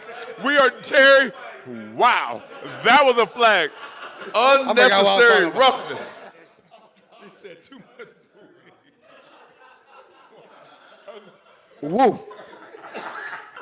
Hey, I get it, though. But no, that was a big transition too. And then, you know, seeing these white people look at me and not, you know, think I'm just a dumb jock. You know, that was one of my incentives to get a college degree. Can I? There are two things you already said. All right, and I hear this a lot. All right, the first one was the fact that you're out there in Utah and they're looking at you and they're like, you're an athlete. All y'all black people are athletes. And it's weird because you are an athlete. So, like, that used to catch me slipping. Like, I used to get mad at myself almost because I'm mad that I'm living up to a stereotype. But you don't look at it till now. I wasn't looking at it like that then. So, yeah, that's why I'm asking, like, how did you feel? Because people used to, the old lady, we sitting on the plane, and she's sitting, what sport you play? And I'm, like, mad, and I'm like, I'm not mad because you're right. Like, you know what I'm saying? So how did you feel when they were judging you, like, oh, here goes this dumb jock athlete dude? But you actually are the athlete dude. Back then, I felt a certain way because I felt like they were attacking me and I wasn't looking at it from your perspective. But now if I do look at it from your perspective, I wish I could have been back there like, yeah, I am, and I'm going to make it to the NFL one day. Right. What you going to be doing? I'm not even taking that far to what you going to be doing. But just been like, yeah, you're right, and I'm hoping to make it in the NFL one day. But one of my things was to counteract that was to get a college degree. Yeah. Because I felt like I took that stereotype away of just being a dumb jock. And my mom was a school teacher, and she was very big on school. Very big. Because it wasn't easy. I almost flunked out twice in college. I made it hard on myself. But I did it. And that was one of the things that motivated me was people looking at me like I was just a dumb jock. And okay, here's the second one then you said. And I hear this a lot. And every time I hear it, I judge you. I hate to do it, anybody out there. But I don't always tell you my judgments. I hear people say, man, I saw them white people looking at me like, and I be like what? How do you know what they looking? No, let me finish this. How do you know what they thinking? No one, right now, you don't know what I'm thinking. You know what I'm really thinking? Dog, I wish I had some hot links. Seriously, that was my thought. But looking at you, you can be thinking, I gotta go. Hey, we got to barbecue. Chef Dash, hook me up. I know y'all don't y'all turn that into one. That is not one. Pause. That is not one. I've been wanting some hot links for a while. How bad. All right, here we go. No, this is the real reason. This is a psycho play. Y'all so stupid on this show. This is a psycho play. I appreciate you giving me that line of thinking, because I when I think about it, I'm hearing it now. Now it's making me. Yeah, because you know when I learned this? No lie. This is when I learned in 9th grade. Tiffany Cambridge. Y'all know, if y'all know me, Tiffany Cambridge had the finest moment in world history. 9th grade, she used to show up at school with heels on, beautiful, insane. Goes on to have a few kids with Game. That lets you know how, Game, you know, she fine. She fine. She was insane. Still the homegirl to this day, love that girl to death. Anyway, I remember how they used to look at her 2 different ways. So when Tiffany walked in fresh to death, oh, she thinks she all that. And I'm like, this is the same Tiffany that walk in the next day who just like, hey, hi. Oh, she's so cool and down to earth. I'm like, so I started to realize that people's perceptions and their judgments, and especially when they weren't saying them, was really caught up in what I was going through and thinking more than what you were actually doing. So a white person could be looking at you like, oh, look at that big old dude. I bet he play ball. I bet he good. But you like, they over here thinking I'm a dumb jock A from couple LA. of facial expressions deter you from thinking that too. Okay, let me hear it. You know, like somebody looking at you like, are they grabbing their purse? Facts. That's a different perception that you're getting from them by That's their real. facial expression. Yeah. Then if somebody's staring at me, because I used to be good until I became a Raider. Everywhere I go, Raiders fans are everywhere. It's like even I could go to the store, I'm like, dang, I just came out here I'm ashy. I just ran out real fast and run in there. I get approached anywhere. So I do see people looking at me, but you could tell the difference with the frowning, and then they look at you and they whisper something to the person they're walking with. Okay, I'm just making sure. I might be taking that But they might be because I don't saying know. you're a great athlete. Yeah, because the pretty girl, you ever seen this? Y'all been hanging with your homegirl, walk in somewhere, what they looking at? And I'm like, yo, pretty ass. Like, fuck you mean? And then at the same time, somebody else could finally break the ice and be like, oh, I think you're beautiful. Oh, thank you. But you just judge this whole crowd, what they looking at. Like, I think a lot of times we read into what we want someone else to think of us, but a lot of times our scars be the highlights instead of what the real text is, which is a lot of times I look at somebody and I'm like, who that? What they up to? All right. And you, I swear, are not reading what I'm thinking. You think you are because of what you've been through, but you really not reading what I'm going through. So what NARP over there want to jump in on the stereotypes of who you are? Y'all, look, see, this is wrong with America. People are scared to talk about this, and I'm like, all day. I'd rather talk about, if I go to a cocktail party and you tell me what your favorite color is, watch me walk away. Like, I don't care about what your favorite food is. I don't care how your little son is playing great in 8th grade. I don't care about that. You want to know why? I want to know who you are. And I want to know what you are. And that's the whole purpose of this. So I'll piggyback off of a little bit what James and Donald said. So as a kid, you know, I'd say I was different. Most Asian parents of my parents' generation tended to stick to their own race. Not even Asian, but have to be within that, you know, my parents are Korean, only Korean people. So they had me go to a private school surrounded by a lot of Korean kids, but I didn't hang out with those Korean kids. I still remember my first 3 friends I made were a white kid, a Mexican, and a black kid, and my mom thought I was crazy, right? Right. Flip side, those parents loved me. Why? I'm the model minority. Oh, bring that Asian kid over to our house. You know, he's a good kid, and he's smart. He'll make you smart. It worked in my favor, so I'm talking about stereotypes, right? Yeah. And my parents are looking at me like, what are you doing hanging out with the Mexican, black, and white kids? They don't study. All they do is play. There's those stereotypes that exist, right? But I'm telling that story just to kind of bring it back to what I'm doing for my kids is you go hang out with whoever you want. It's not the color of the skin. It's why do you like that kid? Why do I like those 3 kids? Because they were fun to hang out with. They played basketball. They had the same interests as me, right? It wasn't about the colors, just I liked those kids. I liked hanging out with them. They had the same interests as me. And even if you look at our basketball team, we look like the UN. We got Asian, black, white, Hispanic, right? Yeah, but they don't look at that. All jump shots. Yeah, and picks. Right. All they just picks and they jump just love shots. hanging out with each other. Slowest All team screens ever. and jump Slow shots. ass little team. All screens and jump shots. Nothing but analytics looking ass. Wide open layups. Wide open layups. we better not play Inglewood. It's a wrap. Make sure we pass it 5 times before we shoot. Oh, that never happens. No, not our team. Not our team. Three. But to your point, you're highlighting there's a moment. We all get socialized. We all either fight it or we accept it, but we all confront it where you know these stereotypes to be true and it can influence behavior. So when was that for you where it was like, oh, people are actually trying to influence me to hang more Korean. People are actually looking at me different because I'm hanging with black, white, Latino. Like, when was that for you? It would have to be elementary school. It got to the point where my aunt's a school counselor. She had to sit down with me and my mom because I fought with my mom all the time about who I hung out with, right? Whether it was with white, Mexican, black kids or going through a skater phase where I listened to punk rock or dressed like a skater, there's this whole idea of my mom thought that's not what a Korean person is. And she thought those other minorities were influencing you, huh? Influencing me, and she already had her own not so great opinions of other races, including within the Asian community. She didn't have very high opinions of Chinese people or Japanese people, and it was just within, it doesn't matter. Even there's races, even within the Asian community, some of us don't like one another. Dark skin black, like Midnight Ash, right? Them ankles. I didn't use the N-word. I ain't gonna lie, I'm happy you got a high table because my stuff be bad too. I'm glad your table high. You see mine too? You see mine down here? This is gonna be our inside joke. That's gonna be our little inside joke. That's wild because for me, it was like, the weirdest thing growing up for me was when I got to the realization that I was supposed to hate white people or at least look at them sideways or like, yo, white people been doing y'all wrong for a while.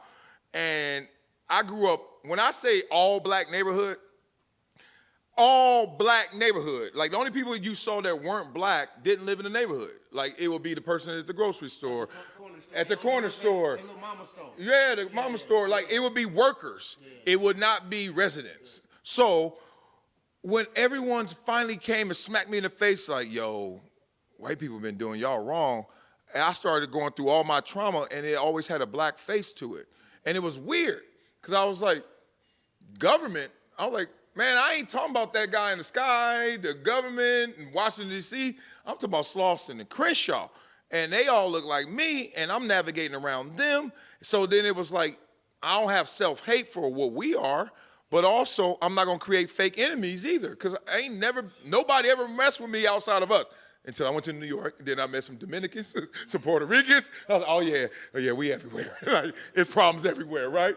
But I never, high school, we obviously had a lot of white people there, but once again, workers or people you see at school, 6 periods. After that, go your separate ways for the most part. And I just think that if we can really confront that space between I'm over here thinking this, you over here thinking this, what's up? Let's really talk through it. We can get somewhere. You know what my mom did? Because I grew up just like that in a predominantly black neighborhood before I moved to Inglewood in South Central LA. And my mom was a school teacher. Rest in peace, Mom. But my mom drove me to Gardena for junior high. So I was one of the very few black people in the class. She didn't take me to the school with my friends where I wanted to go. What was in Gardena at that time? St. Anthony's. I went to St. Anthony's. Oh, you went to St. Anthony's? Yeah. All right, I went to, all right, St. Monica's. We played. She took me there to make sure that I was out there seeing something else. And I think my mom did that because her teacher background gave her that knowledge to, because I grew up with a lot of Asians. I love lumpia. Lumpia. Like, no, I love some of my sister's best friends still to this day are Asian friends that she grew up with to that day. And then when I got to college, after my first 2 years, my college roommates were white boys. They're still my boys. I still talk to them to this day, but I take it back to what my mom did with me in that culture early because, at times. You got tired of all them white women being scared of you, huh? No. It was some white roommates. But it helped me adjust at college too, but it was cool too because sometimes I had both areas. I'll go spend the night with my friends that I grew up in the hood with, but now I go to my classmates' it's the house. best. I'm like, best I experience. can go get whatever I want from the fridge? Are you sure you're giving me that option? I said, what is this? A pantry? I didn't know what a pantry. What is this? Like, but I got to see both. You know what I'm saying? And I thank my mom for that. That's so dope, a pantry. The first time you get exposed to that, then that's not really a racial thing, but it's a lot of us that's been through that. The first time you realize, oh, you got extra cabinets back there just full of food. No, it's a whole room. You got a whole room of food. Negro, like, Hey, we have made it. Hey, can I get some ice cream? Go to the garage freezer. Go other freezer. Oh, my grandma had one in Compton too. I like the my what? grandma had one in Compton too. The what? what? You got another freezer? You got a whole fridge, another fridge in the garage? Oh man, I'm over here. Hey, look at me now. I got one in my I'm garage. over here in different strokes. This is. But All right, give me some. Now you got a refrigerator on every level. I'm not talking to you right now. Hey, one in the bedroom too. One in the bedroom too.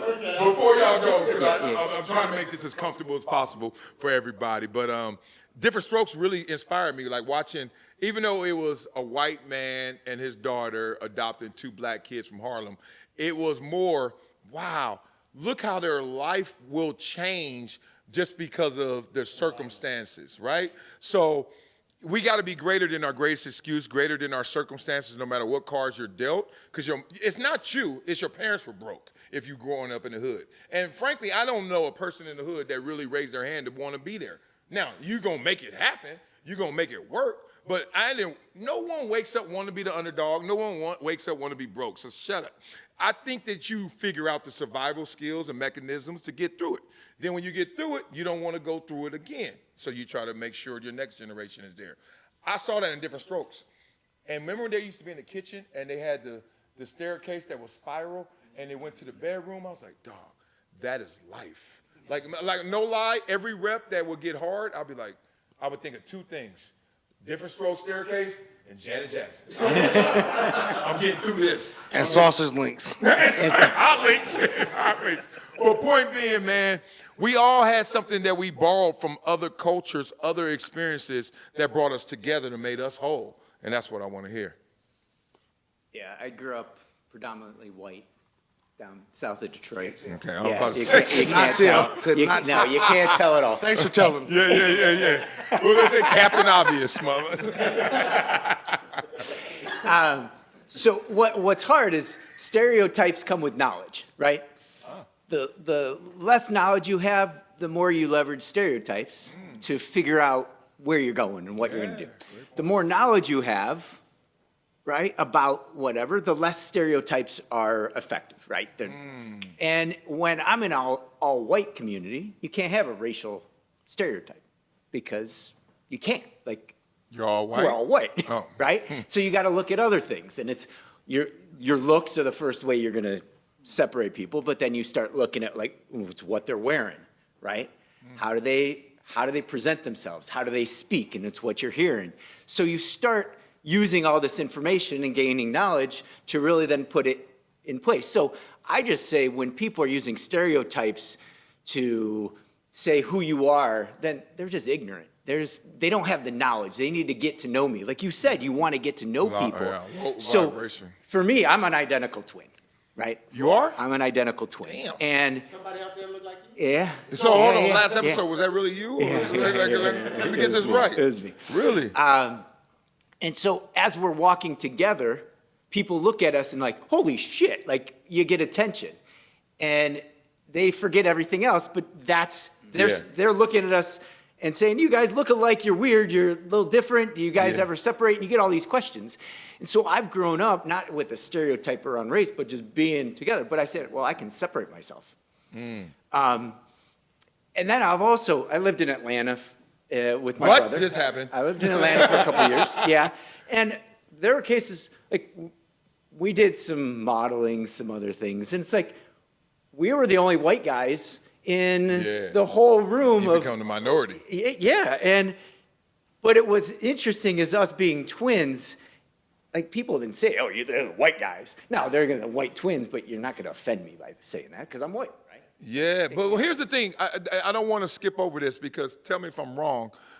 you guys still have your own racial dynamics to deal with as well. Because a white person will look at an Italian person like a wasp, or like, oh, I'm from here and you're from there, you're Italian, or you're Jewish. Like, y'all still got your own little Crips and Bloods too, don't Again, y'all? now you're right. You're taking race. Now you're getting into where you're from, class, and religion. All those things that, if you take them at face value and you're putting the overall perceptions on it, you're gonna hurt yourself, because not everyone is the same.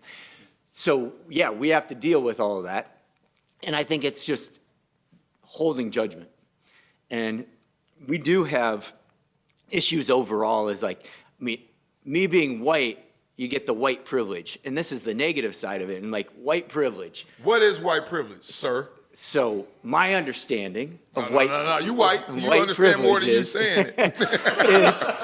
Exactly. What is it? Me being white is I get preferential treatment because of my skin color. Where? When? How? And it all depends on those who are ignorant about me. Then they don't know, they're going to assume. And if you want to point blame of why you did or did not get something, you can choose to say, yeah, well, it's because he's white, because that's the first thing people go to is color, what they see. So white privilege is saying, yeah, you get a little bit extra treatment. Now, yeah, granted, when somebody pulls me over and I'm white, is that considered white privilege? No, it's using a stereotype of who I am. So are your receipts only, because I hear a lot of the pullover, but look, I've been pulled over more than probably everybody in here because I like to speed, and I've had fast cars, and I've been young with money and acting dumb. And I've never had a bad incident with a police officer ever, and I've kept being black every time through it. Now, you could say it was because you were so-and-so. And I'm like, well, I wasn't that famous, but I was big and black and probably assumed he played ball, whatever it may be. But I really am interested in the receipts of white privilege outside of a police encounter, because we share that experience. Now, not every black person shares that experience, and not every white person shares that experience as well. Where else is the white privilege cashing in?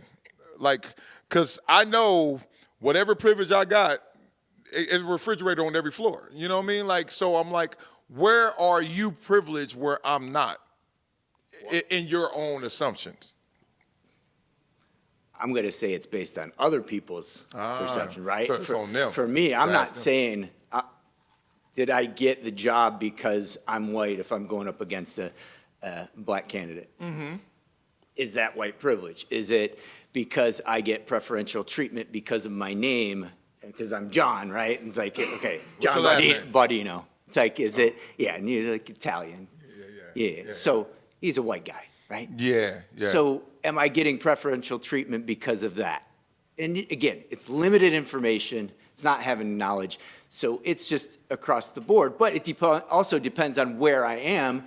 If I'm in Atlanta, where I was, and I'm walking in, am I getting preferential treatment or not? When you walk in Magic City? Oh, no, not even close. Not even close. Not even close. I would love to take him to Magic City. I would love And do what? Get some wings. Get some Lou Peppers. Get some wings and some then Lou get shown a Wills. good time. Some Lou Wills. Anybody back there, or y'all all scared? Y'all don't want this one? Y'all good? I mean, the only stereotypes that I hate, and I probably all dealt with it as black, they automatically assume you're a criminal, you're a thug in a lot of situations. And we've all been in that situation where you get on the elevator and the woman, you touched on the woman, clench that purse a little bit because they automatically assume that you're trying to get them. Or you, back off the elevator. Right. Or you walking down the street, depending on the time of the day, you walking across, they crossing the street because they think you trying to do something. I mean, how you know the ATM wasn't right there? Because there ain't no ATM over there. You know what it is? Like he said, you can look at, sometimes you see the facial expression and you already know what it is. I mean, I think there are stereotypes that come from a real place, but then there's others that have been ingrained so long because it's come from their parents and their grandparents, and it's just been kind of passed down, and you're conditioned to think the way you think. Like where I'm from, I know most of people here is LA people, but like where I'm from in New York is Southside Jamaica, Queens. That's all black. Yeah. There's nothing, every school I went to was all black. Yeah.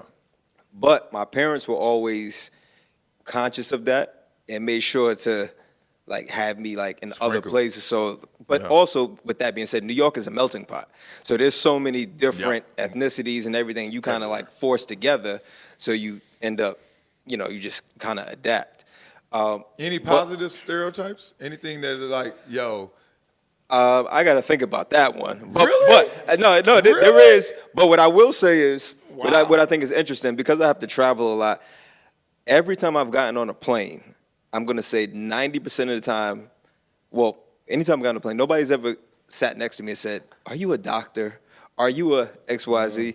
But the first thing they say is, are you an athlete or are you an entertainer? Yeah, facts. So that's what is that right there? Because you've never assumed that I was from a field of, right. You never. That's the laziest grouping of how your group gets affluent. Right. Like, why are you sitting here next to me? Actually true in certain respects, in terms of like, if you want to look at the richest person that's black, either is Robert Smith, who venture, you know, investments, Vista Capital, et cetera.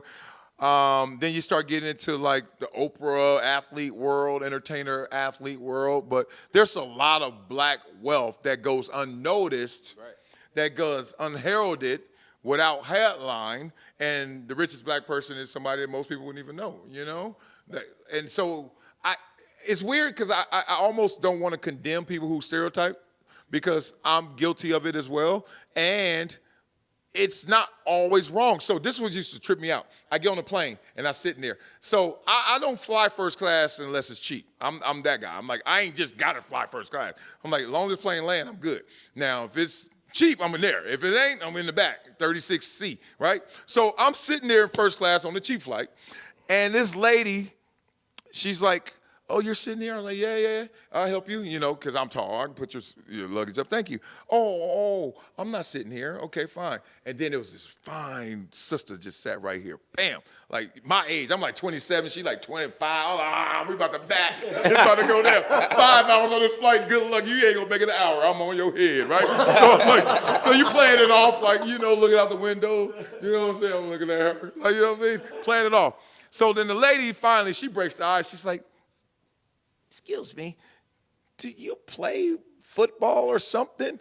And I was like, or something? What's or something? She's like, do you play football? And she was so nice and sweet, old and lady, white lady. And I was like, I do, ma'am. She's like, I knew it because you put that bag up there so easy. I thought you would play football. I was like, damn, she don't know nothing about the sport, right?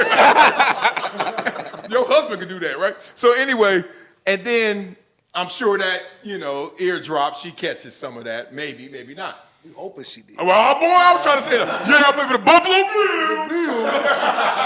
You know, playing kind of loud. Hell yeah, right. So anyway, I'm like, when's she gonna break this ice? When I'm gonna break this ice? Finally, it happens. And so I'm like, hey, how you doing? All right, well, you from here or you living there? Where all that BS? And then we finally start talking. And then she's like, so what do you do? And then I was like, in my head, I just dropped the mic. I was like, come on now. You heard that old lady. You heard me. And more importantly, why does she say, what do you do? Is she just more respectful?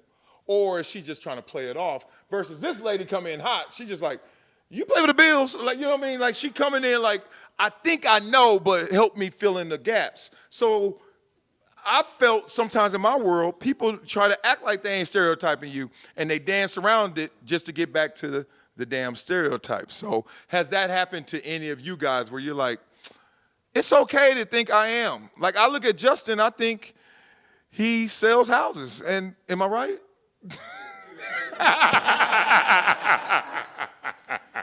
Oh man, that's love, man. So could I just say one thing? Oh yeah, get it in. Trying to wrap this up. So yeah. I want to close. Well, I want to say I encourage everyone watching this, go out of your comfort zone to break these stereotypes. What I mean by that is, you know, when I was in LA, the closest thing I did to understanding what the black community is like is going to Roscoe's Chicken and Waffles. That's the closest thing, right? What just happened? That's why. Whoa! Wait a minute. I'm starting with that. I'm starting with that because hold on, I moved. Which Roscoe's did you go to? Pico or Maine? Pico. The one that closed down right off the freeway. Pico, was Pico, it yeah, Gower, Pico. right? Gower? Yeah. Oh, just call me N-word to my face. No, but it continues. Just say stereotyping without saying it. The waffles are delicious, yeah. No, but I actually moved and lived in Harlem for a bit. They couldn't even get the chicken right. They didn't get the chicken right. So moved to Harlem and lived in Harlem. Got to really know what the community's like. Going to the bodega. You blacker than me. I ain't moving. Well, that was the only thing I could afford when I moved to New York. Close Was to Harlem, Harlem. right? I'm staying on campus at Columbia. So it's how I'm trying to. What do you call it? Like we all have our comfort zones and being uncomfortable. But if I can do this, I can show my kids what. You don't need to be uncomfortable. Like we went to your NFL football camp. Yeah. Trying to find Nathan in your photo was like, where's Waldo? Where's that one non-black kid in the photo of 200 kids, right? Yeah. But he doesn't see that. He's like, I just like football. I like the kids that are here. Yeah, I think it's we just all to grow keep up like that. exposing him and But there's a moment you go from growing up, I don't see color, to, oh, I'm supposed to think and see color, to like, then you're at Roscoe's intentionally because it's like, I'm fighting this headwind of I'm supposed to think these people are this certain way. And it's so wild because we lose so many relationships, interactions, opportunities with people because of that. And it's something that I think is very intimidating, it seems like, but at the same time, it's the weakest thing going. Like just to look at how long you've been in the sun or your ancestors or whatever the hell, your epidermis is shaded, like that's going to inform me. Here's a flip before we get out of here, because there is a security that comes from being a part of the group, right? Mob mentality is a real thing. You ever been out by yourself? How you acting? Go to the club by yourself, dare you? You know what I mean? Versus go deep. Yo, where they at? You know what I mean? What do you get from the security of a group? What do you get from the security of knowing that I'm a part of something, even though it may be different than something else? I'll think about like my closest group of friends, right?